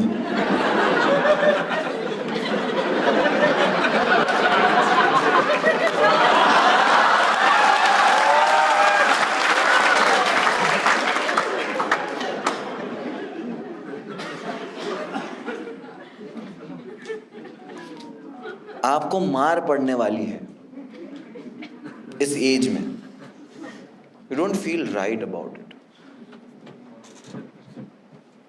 मैं उस वक्त ये सुन के कि अब मुझे मार पड़ने वाली है, डर में नहीं, अफसोस में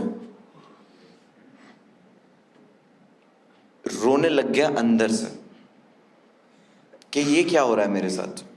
मुझे लग रहा है मेरे साथ बुरा हो रहा है और अब और बुरा होते जा रहा है। मेरी सेल्फ रिस्पेक्ट जो थोड़ी बहुत बची हुई है वो वक्त के साथ साथ साथ साथ साथ कम होती जा रही है। मैं खुद को कम पसंद आने लगा हूं। Now I don't like my self much. 4 पट्टे, मैं एसी में भैंचो पैदा थोड़ी हुआ हूं। मैंने बचपन में 10 पट्टे खाए, मेरे को 4 पट्टे से फर्क नहीं पड़ता। मेरे को फर्क पड़ रहा है मेरे दिल में जो चोट लग रही है इस वक्त कि मैं यहां क्या कर रहा हूं, मैं यहां हूं क्यों, मैं यहां रहना डिजर्व नहीं करता हूं। 4 पट्टे से मुझे कुछ फर्क नहीं पड़ेगा भाई, मार के खत्म कर। मैं खड़े हो गया ऐसे। उसने पहला पट्टा मारा,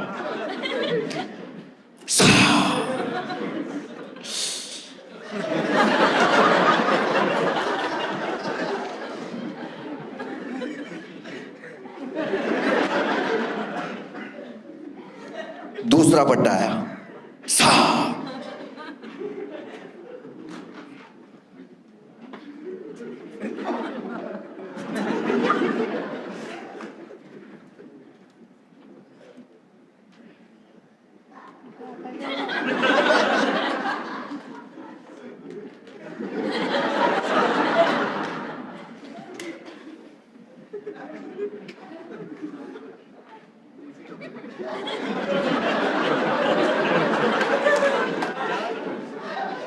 तीसरा पट्टा नहीं आ रहा।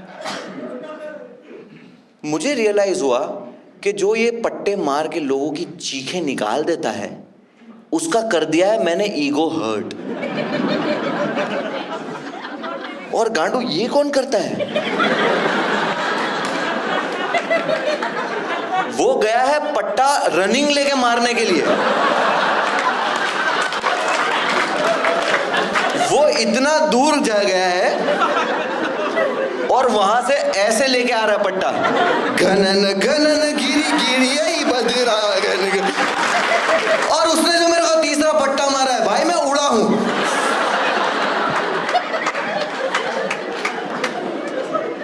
ABCD पिक्चर देखिए, वरुण धवन का पोस्टर देखा है, ये सेम एनीबॉडी कैन डांस। उसने चौथा पट्टा डर के नहीं मारा, क्योंकि मैं जैसे उड़ा उसको लगा शक्तियां हैं मेरे अंदर। वो मेरे पैर छू के बोला जाओ जाओ। मैं पट्टे खा के बैठा हूं, बैठ नहीं पा रहा हूं बट बैठा हूं कि भाई जल्दी कल की सुबह हो और मैं इस जहन्नम से बाहर निकलूं। इतने में मैंने एक आवाज सुनी, हलवा ले लो। हलवा? बोला आपको पता नहीं है जेल में संडे संडे हलवा बंटता है। आप नसीब वाले हो, आपको जेल का संडे मिला।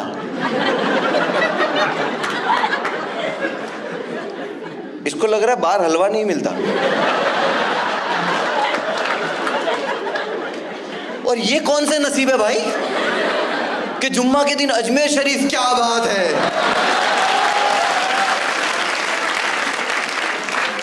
ये कोई पाक दिन पे पाक जगह थोड़ी हूं मैं।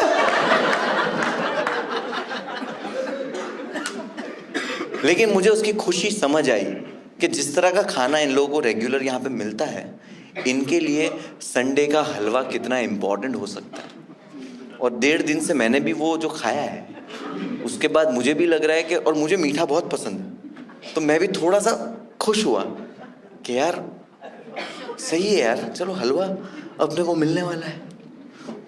थोड़ा मैं अपने आप को डाउन किया और मैंने कैस्ट्रॉल GTX एक्स्ट्रा का डब्बा काटा हलवे के लिए और मैं खड़े हो गया। उसने मेरे को हलवा दिया। मैं प्रखर को बोला, प्रखर हलवा खा ले। प्रखर बोलता है मैं मीठा नहीं खाता। मैं बोला इसका हलवा मेरे को मिलेगा? अपने को रात में वो रोटी नहीं खानी पड़ेगी, हलवे में हो गया अपना। बोला हाँ मिलेगा ना। बोला दे दो डबल हलवा, काम हो गया। मैं बैठ गया।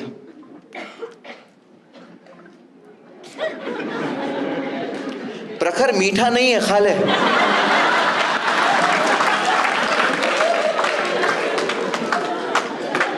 ये आटा गूंद के दिए हैं।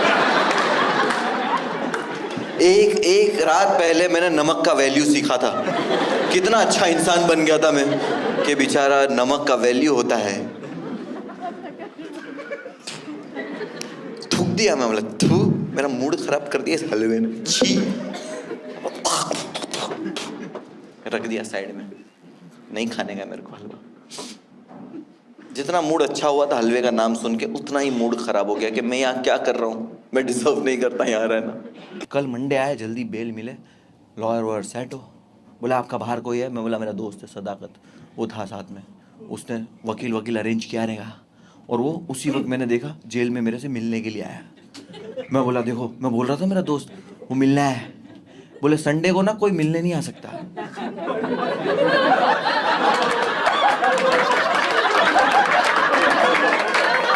आपका दोस्त अरेस्ट हो गया है। ये आया, मैं बोला भाई क्या हो गया? बोले भाई आप कोर्ट कितने बजे गए थे? मैं बोला 12 बजे। बोले हमको बोला वकील लेके 4 बजे है ना पुलिस ने। मैं बोला लेट हो गया तो अरेस्ट कर लिया। बोले नहीं वहां पे कुछ लोग थे, फील्डिंग लगाए हुए थे तुम्हारी। मेरे को देख के बोले मुनव्वर का दोस्त है, मारो। 5-6 लोग मेरे को मारने लग गए। बोले फिर और लोग आए, बोले कौन है? बोले वो मुनव्वर है, मारो। बोले कौन मुनव्वर? बोले मारो। अपने चलता ना साथ ही हाथ बढ़ाना। सब लोग इसको मारने लगे। बोले सारे लोग आ रहे, मुनव्वर है, मुनव्वर को मारो, मुनव्वर को मारो। मैं बोला तू बोला नहीं कि मैं मुनव्वर नहीं हूं? भाई बोले मैं तो चिल्ला रहा था कि मैं मुनव्वर नहीं हूं, मैं मुनव्वर नहीं हूं। बोले वॉलेट दिखा।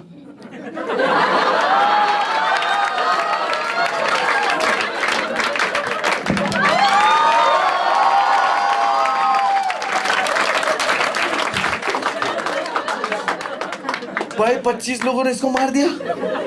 फोटो देख के और मारे वॉलेट में। एक रात में बाल लंबे कर लिए।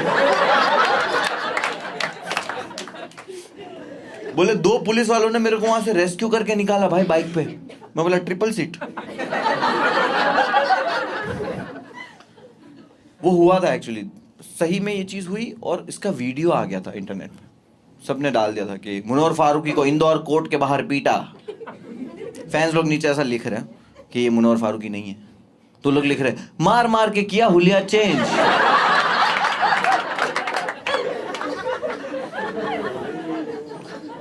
मैंने बोला भाई 25 लोगों ने तेरे को मारा और तू अरेस्ट हुआ।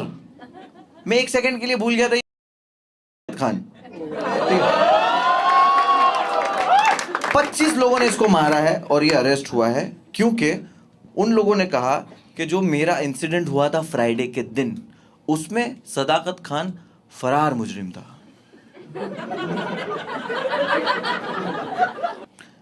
फरार मुजरिम को पुलिस ने कहां से पकड़ा?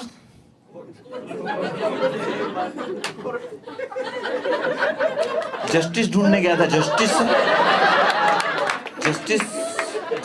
जस्टिस 11 नंबर को जस्टिस। इतने सारे लोगों ने उसको मारा है। वो सही कंडीशन में नहीं है, उसको ब्रूजेस है, सूज गया है आँख, ये वो छिल गया है पूरा कट वट। मुझे उसको देख के लग रहा है, मुझे देख के डर लग रहा है, बुरा लग रहा है उसके लिए। I am feeling bad for him. कि इसकी क्या गलती है यार? किसी की क्या गलती है? ये कौन जानवर करता है ऐसा? मैं उसको गले से लगाया, मैं बोला भाई जरा भी तू टेंशन मत ले, तू बहुत नसीब वाला है, तेरे को जेल का संडे मिला है।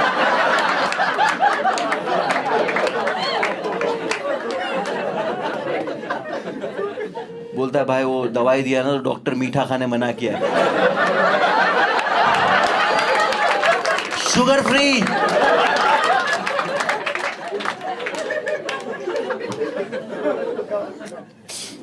मैं बोला क्यों टेंशन ले रहा है, मैं हूं ना साथ में। मंडे की कल की बात है, खाली आज रात निकालनी है। तूने लॉयर सेट किया? बोले सब बात हो गई है भाई, कल बेल हो जाएगी। और फिर क्या को टेंशन ले रहा है? आज की रात है, सो जा, सीधा सोना।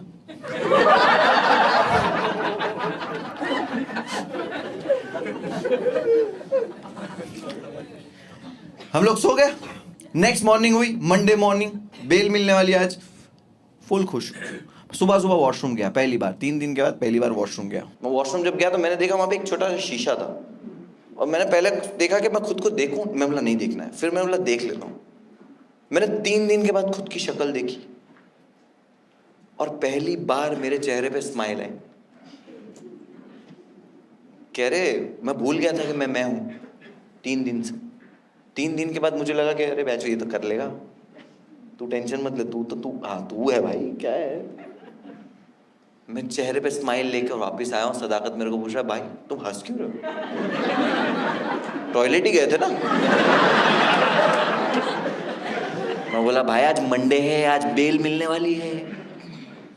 उतने में एक हॉलदार आया, पेपर लिया, बोले वो कहा है 5 और वो कल आया वो 6 के 6, खड़े हो जाओ, चलो आप लोगों का 6 का बेल रिजेक्ट हो गया है।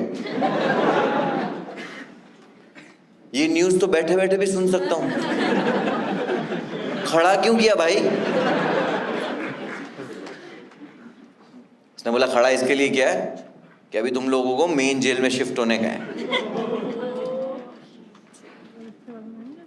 Main jail?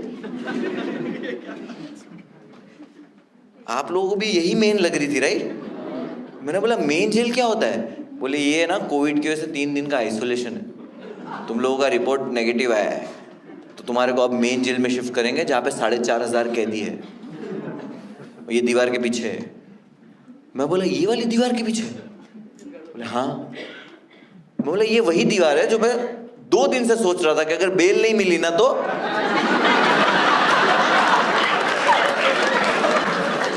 क्या ही चूतिए लगते ना हम। क्या फरार मुजरिम फरार होके कहां गए? शोषण कराने।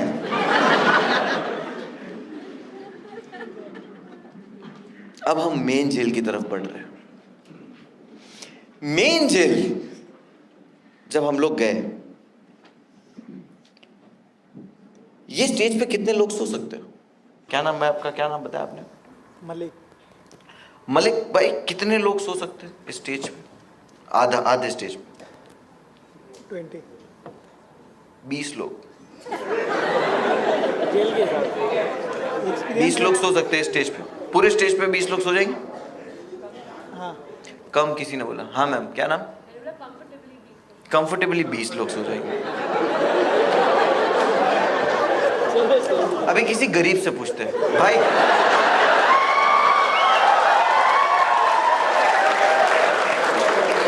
भाई लियाकत भाई, ये आगे फ्रंट में जो बैठे हो, यस, क्या नाम आपका? सुनील भाई, कितने लोग सो जाएंगे स्टेज पे? हाँ, ये रहता है वर्षों का गांव में। मेरी जेल में जो बैरिक थी, मेन जेल में, उसका साइज इतना ही था लगभग। हम कितने लोग सोते थे पता है? 120। डीमोनेटाइजेशन के टाइम पे पता है वो एटीएम की लाइन थी।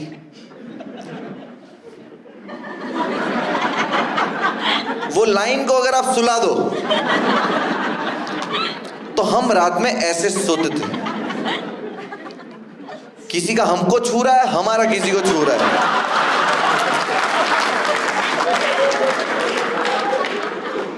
और अगर आप ऊपर से ऐसा देखोगे तो ऐसा लगेगा हमको कि कहीं तो जा रहे हैं लोग।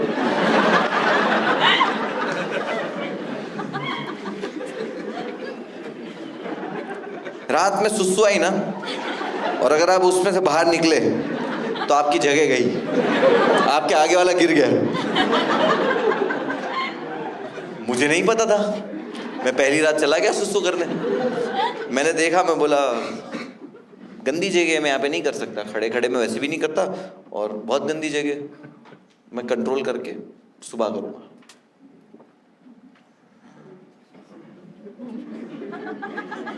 मैं जब वापस गया तो मेरा वो 2 गज का जमीन का टुकड़ा कहीं गायब था। मैं पूरी रात एक कोने में खड़ा रहा हूं, सुबह का इंतजार करते हुए। इनकी पादे सुन रहा हूं। 119 लोगों ने उस रात पादा है मेरे सामने।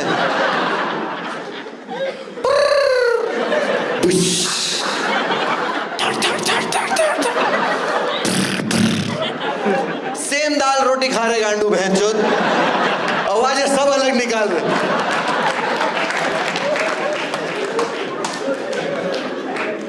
It's not petrol, it's engine.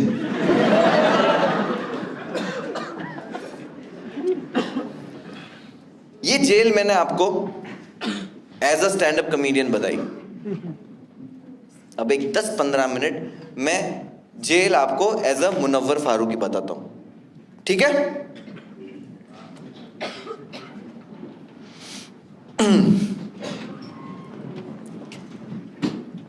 देखो, जेल ऐसी जगह है जहां पे मैं अभी अपने दुश्मन को भी ना भेजूं। इट्स अ वर्स्ट प्लेस, सबसे बुरी जगह। लाइक मैं बता ही नहीं सकता। जेल में आपको एक चीज करनी है, वक्त गुजारना है। और जेल में एक ही चीज नहीं होती, वक्त का गुजरना। एंजाइटी होती है, आप सोच नहीं पाते हो। कैद तो कैद होती है, दीवारें। मैं सुबह उठता था और मैं वॉक करता था ज़्यादा, ताकि वॉक करते रहो ना तो मेरा ध्यान बटा हुआ रहे and I am doing something. मैं 4-5 घंटे तक वॉक करता था, सुबह 7 बजे से। 5 घंटे के बाद जब मैं थक जाता था ना, तो मेरे को लगता था कि चलो मेरा आधा दिन निकल गया, 5 घंटे से तो मैं वॉक कर रहा हूँ। और जब मैं घड़ी की तरफ देखता था तो मुझे पता चलता था मैं सिर्फ आधे घंटे से वॉक कर रहा हूँ. इट फील्स लाइक 5 hours, जो सिर्फ 30 मिनट होते थे. मैं रोज शाम में 6 बजे के टाइम पे दीवार के पास आके बैठता था. रिहाई की आवाज़ लगती है जेल में ना, शाम में आवाज़ें लगती है कि जिनके नाम लिए जाए वो सारे कैदी जो है वो चौक में आ जाए अपना सामान लेके रिहाई के लिए.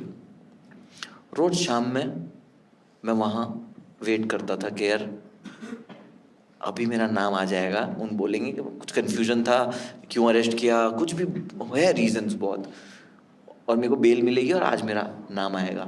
मेरा नाम आ ही नहीं रहा.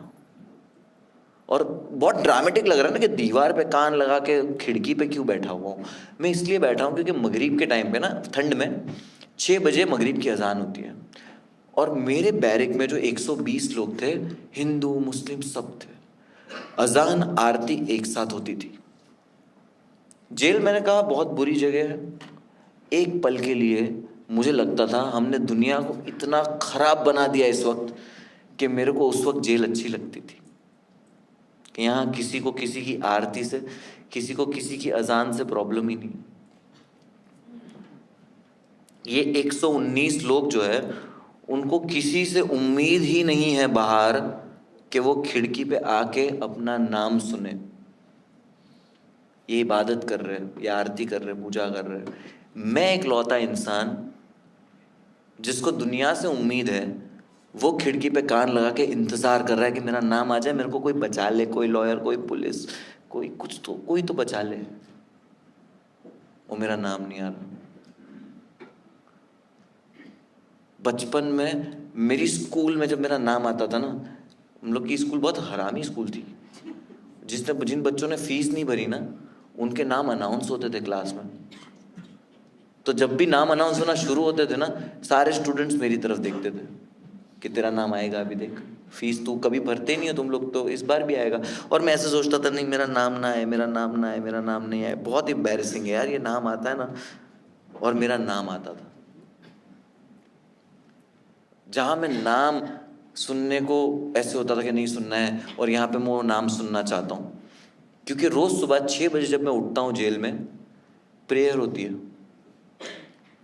एक गाना है, आपने सबने सुना होगा, ए मालिक तेरे बंदे हम. मेरी स्कूल में ये प्रेयर थी और जेल में सेम प्रेयर. मैंने बोला यार ये तो स्कूल ही है सेम, बस शाम में मेरे को कोई लेने आ जाए. मेरे को शाम में कोई लेने ही नहीं आ रहा.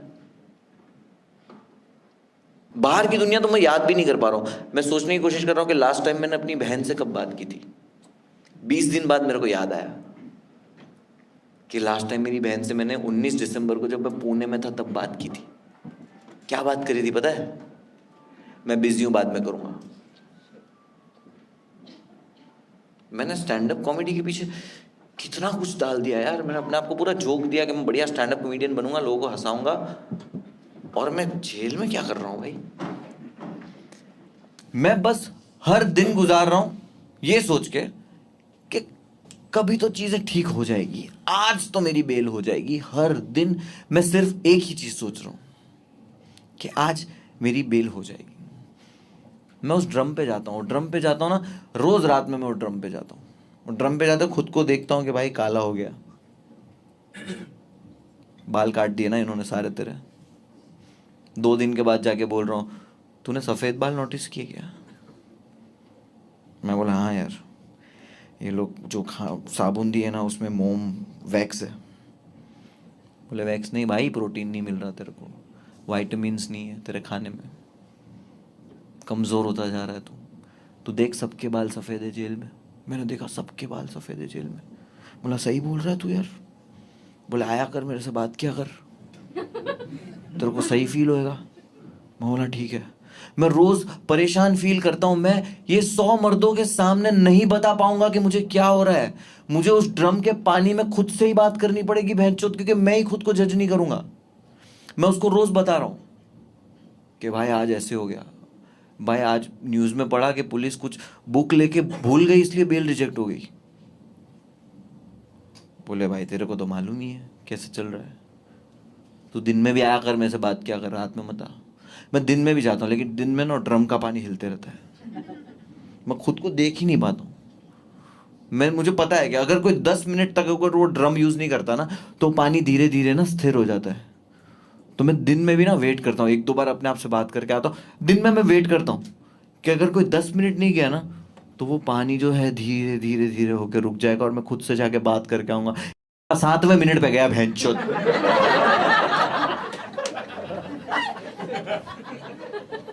रफीक भाई यार रोको ना थोड़ा यार।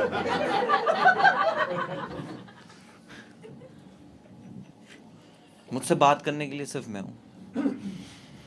सदाकत मेरे को बहुत हिम्मत देता था। मैं देख रहा हूँ एक रेपिस्ट छूट के जा रहा है, एक मर्डरर जा रहा है, एक लूट किया है, ये वो सब छूट के जा रहे हैं रोज। 28 जनवरी को मेरा बेल रिजेक्ट हो गया। बेल रिजेक्ट होने के एक रात पहले सदाकत मेरे पास आया और उसने मुझे बोला कि भाई कल आपको बेल मिल जाएगी ना, तो आप जाकर ज़रा मेरी मम्मी का ध्यान रखना, उसका मेडिकल वगैरह का सीन है, उनकी दवाइयाँ चल रही है, वो बहुत परेशान होगी। मैंने उस वक्त पता है क्या सोचा? मैंने उस वक्त ये सोचा कि अच्छा हुआ मेरी माँ ही नहीं है, वरना उसका भी सेम हाल होता। आप बिलीव करोगे कि कोई ये सेलिब्रेट करेगा कि यार अच्छा हुआ मेरी माँ नहीं है? जेल ने मुझसे ये तक सेलिब्रेट करा दिया। नेक्स्ट डे जब मुझे पता चला बेल रिजेक्ट हो गई है तो मैं सदाकत से आंख भी नहीं मिला पा रहा। मैं उसको बोलता हूँ भाई तू टेंशन मत ले, अभी तुम लोग का बेल डालो, मुझे समझ में आ गया ये लोग मेरे को अटकाने वाले हैं, तुम लोग का हो जाएगा, टेंशन मत लो। मैं रो नहीं पा रहा हूँ।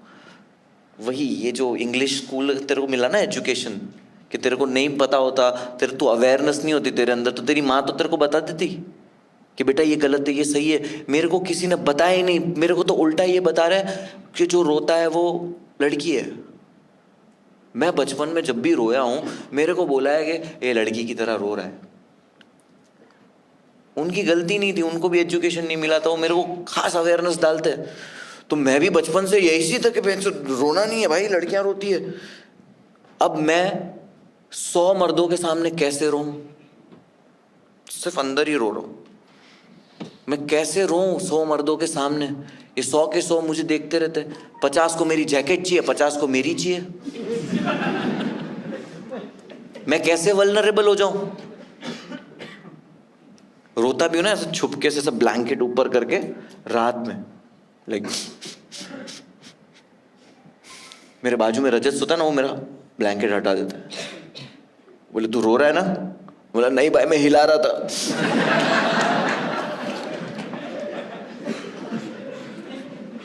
वो मुझे बोलता है पता है तू रो रहा है, तू रो मत, मेरे को 8-9 साल और निकालने इस जेल में, तेरे को देखूंगा ना मैं कमजोर हो जाऊंगा।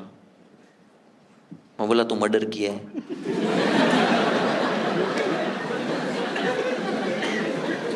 तू गांडो आदमी मार दिया, मैं जोक तक नहीं मारा।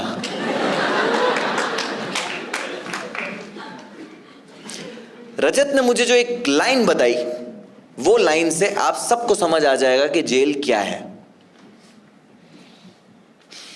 उसने मुझे बोला कि भाई मैंने जो मर्डर किया वो सेल्फ डिफेंस में किया। वो मुझे मारने आया था, एक आदमी, हम लोग का झगड़ा था, वो मुझे मारने आया था। अगर मैं उसको ना मारता तो वो मुझे मार डालता। मैं बोला फिर तो तूने सही किया। तो उसने बोला नहीं, मुझे हर दिन एक ही चीज का अफसोस होता है कि काश मैंने उस इंसान को मुझे मार डालने दिया होता। बोले ये जेल मौत से बदतर है। मैं बस यही इंतजार कर रहा हूं कि मैं बस यहां से बाहर जाऊं और मैं चीजों को ठीक करूं। मैं अपनी लाइफ में, मुझे यार बहुत टाइम से ये खाने का मन है, मैं खा ही नहीं रहा। मुझे बहुत टाइम से यहाँ जाने का मन है, मैं अपने लोगों के साथ टाइम स्पेंड नहीं कर रहा हूँ। मैं 1.5 साल से पागल हो चुका हूँ कॉमेडी के पीछे। मैं बाहर जाके ना चीज़ें ठीक कर दूंगा। 37 डेज के बाद मुझे बेल मिली, मैं बाहर आया, रेडी हूँ कि यार बस बाहर आ गया हूँ मैं। मैं जैसे ही बाहर आया ना तो मुझे रियलाइज हुआ कि कुछ तो ऐसा अंदर हिल गया है जो फिक्स नहीं हो रहा मेरे से। आप फिजिकली चीजें छुपा सकते हो। मुझसे लोग पूछते थे ना कि तेरे को जेल में किसी ने हाथ तो नहीं लगाया, मतलब पागल हो गए हो, कोविड था, दूर से पट्टे से मारते थे। क्या आप छुपा सकते हो फिजिकली? आप मेंटली चीजें छुपा सकते हो। पता है मेंटली आप चीजें कैसे छुपाते हो? मर्द आदमी को तो लंड पता ही नहीं है मेंटल डिप्रेशन क्या होता है, क्योंकि मर्दों को लगता है जब औरतें जाती है ना, औरतों को बहुत होता है, उनकी बॉडी को लेके होता है, उनकी शादी को लेके होता है, उनकी माँ, उनकी सास, हर चीज की परेशानी होती है, प्रेगनेंसी, पोस्ट, प्री, सब। हम मर्दों को लगता है इसका मूड खराब है। मर्दों को सिर्फ बातें समझ में आती है और औरत को सिर्फ एक्सप्रेस करना आता है, औरत बोलती नहीं है। मुझे पहली बार पता चला कि क्या होती है डिप्रेशन। कैसे? मैं 20 दिन के बाद मैंने कुछ लिख दिया, रैप मैंने मेरे मैनेजर को बोला कि ब्रो मेरे को कुछ शूट करना है, एक रैप गाना लिखा हूँ, लेट्स शूट इट, तू प्लान कर ले। उसने प्लान वैन सब कर लिया है। 4 बजे में उसने बोला भाई 4 बजे कैब नीचे आ जाएगी, आप उतर जाओ। बोला ठीक है। मुझे घड़ी पहनने का बहुत शौक है, तो मैं ना घड़ी के बिना नीचे नहीं उतरता। तो 4 बज गए, अब घड़ी मिल नहीं रही।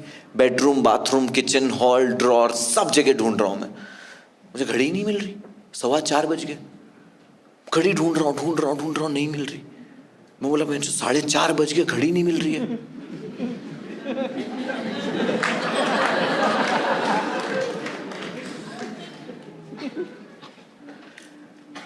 मैं कैब में बैठा, मैंने कॉल किया मेरे मैनेजर को कि भाई सुन, मेरे को दिमाग वाला डॉक्टर चाहिए। बोले भाई सब डॉक्टर में दिमाग रहता है।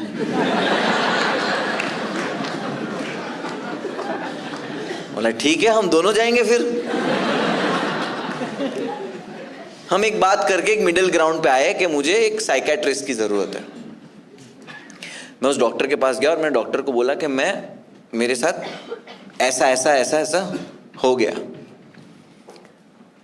तो डॉक्टर का प्यून हंसने लगा, क्लिक। ये घड़ी पहन, तो आधे घंटे से खुद ही पहन रहा है, घूम रहा है।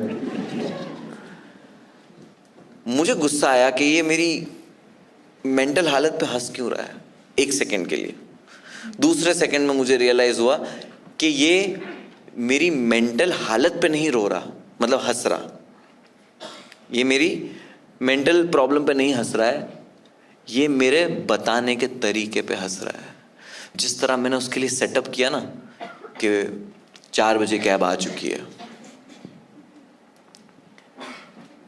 मैं वेट कर रहा हूँ, यहाँ ढूंढ रहा हूँ, 4:30 बजे पता चला कि यहाँ पे घड़ी है। The way I was saying it. Doctor ने बोला ये दवाई खा, तेरे को नींद आएगी, तेरी नींद नहीं हो रही है, इसकी वजह से तू प्रॉब्लम में है। मैंने दवाई खाया, नींद नहीं आ रही। बोले और एक खा, और एक खाया, नींद नहीं आ रही। बोले एक काम करिए, सब छोड़िए, खा, इससे तेरा दिमाग मंद होएगा। तेरे को है PTSD, post traumatic stress disorder. ये मेरे को बोलने भी आया इतनी बार परफॉर्म करने के बाद, तब मेरे को समझा भी नहीं। उसने बोला तुझे ये डिसऑर्डर है जिसकी वजह से तुझे वो चीजें हॉन्ट कर रही है, जिसके वजह से सो नहीं पा रहा है और तेरा दिमाग काम करना बंद कर रहा है। दिमाग नम होगा, सोचना कम होगा, तब नींद आएगी। मैं बोला दिमाग नम होगा तो मैं भूल तो नहीं जाऊंगा चीजें? बोला हाँ, हेल्प होगी भूलने में। मैंने बोला ये दवाई रख तू तेरे पास, गांडू ड्रग डीलर है भैंचो तू, सब दवाई लेके घूम रहा है तू। और मेरे को दिमाग को मंद नहीं करना है, मेरे को ये सब याद रखना है। मुझे याद क्यों रखना है? मुझे याद इसलिए रखना है क्योंकि मुझे अपनी बात कहनी पड़ेगी। मुझे अपनी बात इसलिए कहनी पड़ेगी कि मैं एक स्टैंड अप कॉमेडियन हूं, मैं बहुत नया हूं, मैं सीख रहा हूं, मैं और बेटर कर सकता हूं। फिजिकल, मेंटल छुपा लिया मैंने, फाइनेंशियल कैसे छुपाऊं?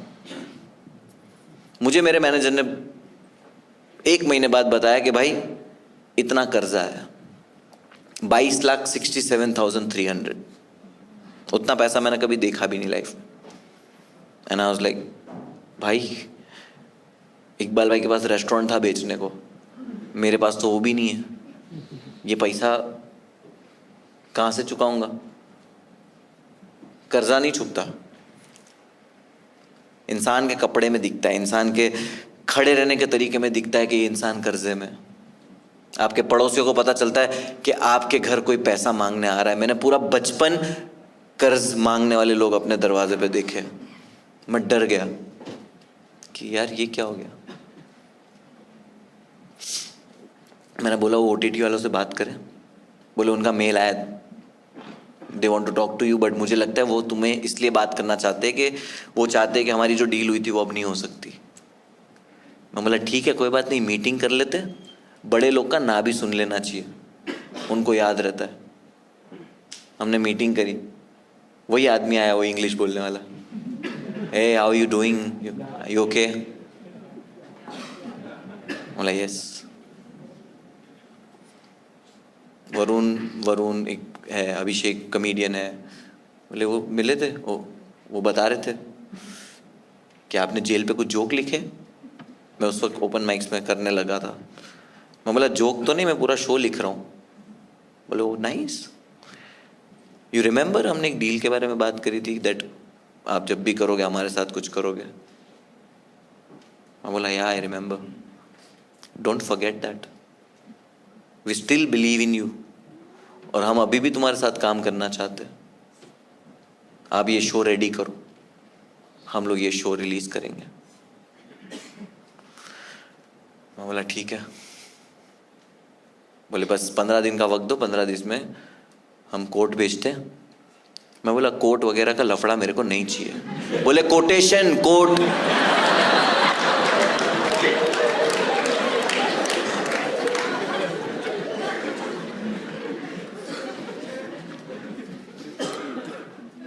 मैंने एक स्टैंड अप वीडियो रिलीज किया उस वक्त, गो स्टोरी।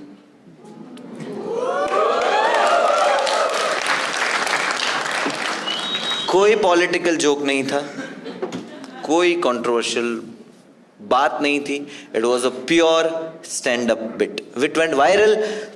यूट्यूब इंडिया पे 10 दिन तक trending, number 1, numbers are double, सब बढ़ गया।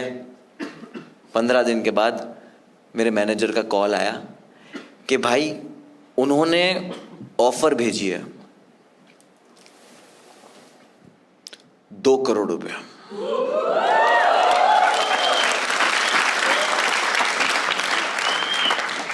मैंने बोला कुछ नेगोशिएट हो सकता है क्या? बोले नेगोशिएट भाई, थोड़ा बताओ कितना करना है।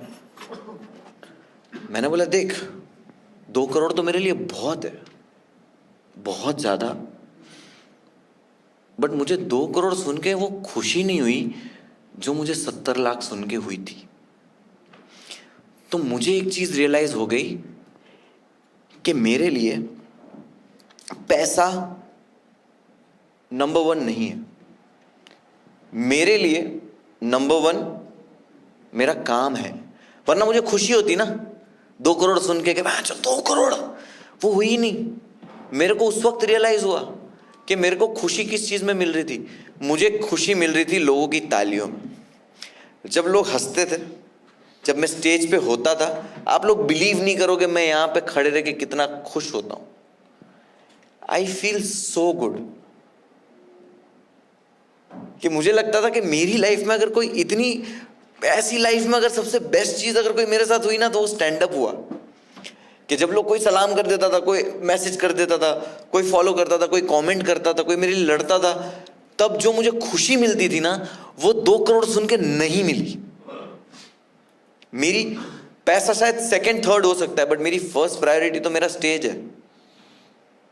और वो इसलिए है क्योंकि मैं एक गांड-फाड़ स्टोरी टेलर हूं, मैं एक बेहतरीन आर्टिस्ट हूं।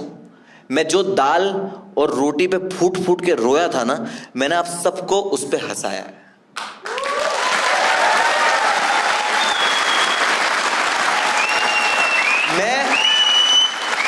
मैं वो जो पट्टे, जब मुझे 4 पट्टे पड़े थे, बहुत हर्ट हुआ मुझे, बहुत दर्द हुआ। मैं बैठ भी नहीं पा रहा था। मैंने उन पट्टों पे तुम लोगों को हंसाया। आप लोग कभी हंसोगे बाहर किसी को इस तरह का खाना खाते हुए देख के? बाहर किसी को मार पड़ रही होगी, आप लोग हंसोगे? आप लोग को मैंने हंसाया उस चीज पे, जो चीज पे आप हंस नहीं सकते हो। क्योंकि ये इसलिए पॉसिबल हुआ क्योंकि मैं एक स्टैंड अप कॉमेडियन हूं। हर इंसान की लाइफ में प्रॉब्लम है। मैं यहां पे अपनी लाइफ की प्रॉब्लम है बताने नहीं आया हूं, मैं ये बताने आया हूं कि तुम्हारी सबकी प्रॉब्लम है, तुम अगर मान लो तो वो छोटी है। तुम में से कितनों के रेंट का इशू होगा, गर्लफ्रेंड का इशू होगा, हो गया, तुम्हारा बॉस हरामी होगा, तुम्हारा मैनेजर क्रेडिट ले रहा है, तुम्हारी कार के जो वायर है वो चूहे ने कतर दिए, तुम्हारे किचन में पानी गिर रहा है, तुम्हारा घाघरा छोटा बन गया है भाई दर्जी से। तुम्हारी लाइफ में सारे प्रॉब्लम होंगे जो तुमको लगता होगा कि वो बहुत स्ट्रेस दे रहे तुमको। मैं चाहता हूं आज के बाद आपकी लाइफ में कभी भी कोई भी प्रॉब्लम आए ना, तो सिर्फ ये शो को याद करना और बोलना, मुनव्वर जितने लौड़े नहीं लगे। आप चाहे जितने भी परेशान हो, ये 2 घंटे आपको इस दरवाजे के बाहर की किसी भी दुनिया का 1% भी स्ट्रेस आया? आप लोग भूल चुके थे आपकी सारी तकलीफें, आप लोग हंस रहे थे मेरे साथ। It's the best thing. मैं बस यही चाहता हूं, मैंने उसको यही कहा कि 2 करोड़ मेरे लिए बहुत है, नेगोशिएट कर, मुझे चाहिए 2 करोड़ 22 लाख 67,300।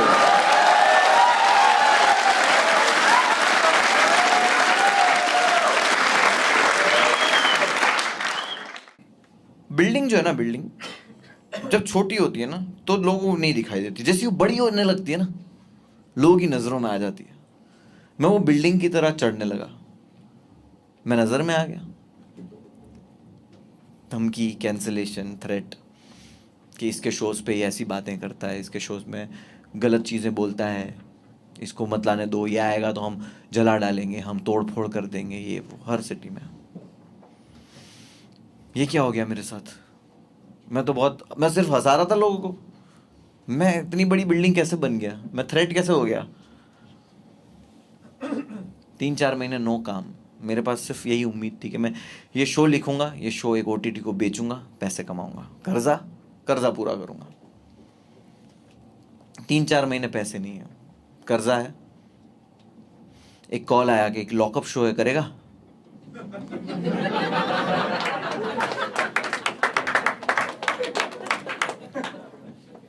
पैसों की जरूरत तो थी, मैंने बोला कर लूंगा। बोले होस्ट कंगना रनौत है। कितनी पैसे की जरूरत रहेगी सोचो।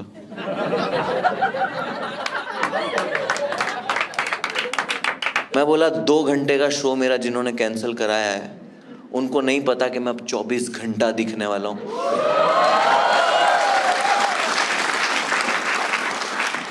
शो जीत के आया। सेम साइकिल, लॉकअप शो जीत के आया, same sold out shows, everything is going fine. फिर से जब बड़ा शो बेच दिया Hyderabad news, same routine, same threat, same everything. Colour से कॉल आया, मेरे को पसंद थोड़ी है रियलिटी शोज, मेरे को पसंद थोड़ी है शायरियां करना। ठीक है करता हूं, बट मुझे मजा तो स्टेज पे आता है। लेकिन मैं क्या करूं, मैं अपनी ऑडियंस तक पहुंच नहीं पा रहा हूं, मुझे जाना पड़ेगा। मैं इंडिया में शो नहीं कर पा रहा हूं, मुझे पासपोर्ट तक नहीं मिल रहा, मैं क्या करूं? बिग बॉस गया, बिग बॉस जीत गया है। It took me fucking Big Boss to get passport. मतलब ऐसा नहीं कि ट्रॉफी दिखाओ तो पासपोर्ट दे देते। You know what I'm saying.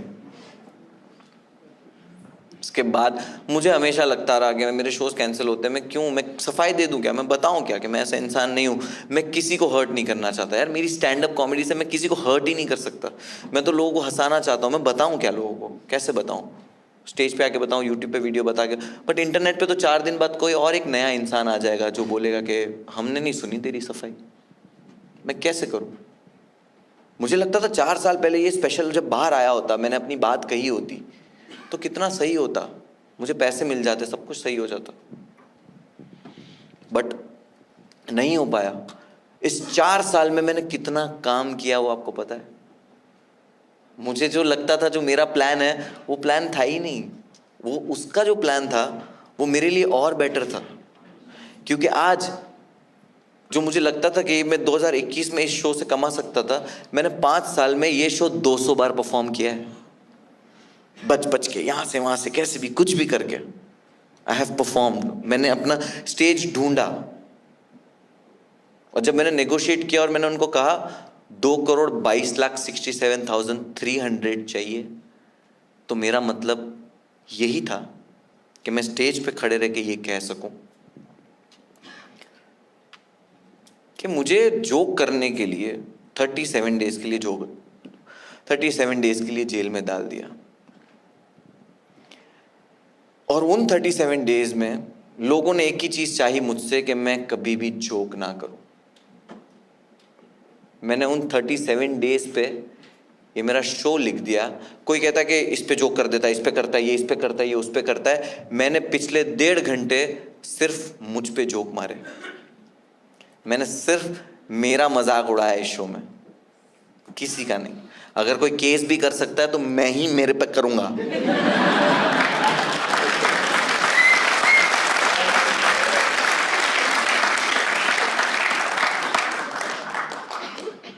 और जाते जाते यही कहना चाहूंगा कि जब मैंने 2,22,67,300 मांगे तो मैंने इसीलिए मांगे कि मैं स्टेज पे खड़े रह के ये कहना चाहता था कि मेरा जितना नुकसान हुआ, मैंने उन 37 डेज को जोक लिखने में, और उन 37 डेज पे जोक लिख के मैंने वो सारे जोक्स को 10 गुना ज्यादा पैसों में बेच दिया। जितना तुमने मेरा नुकसान करवाया उससे 10 गुना ज्यादा पैसों में मैंने उन जोक को बेच दिया, ताकि स्टेज पे खड़े रह के मैं बस ये कह सकूं कि गुजराती को धंधे में कभी नुकसान नहीं करवाना। Thank you so much for listening. My name is Munawar Iqbal.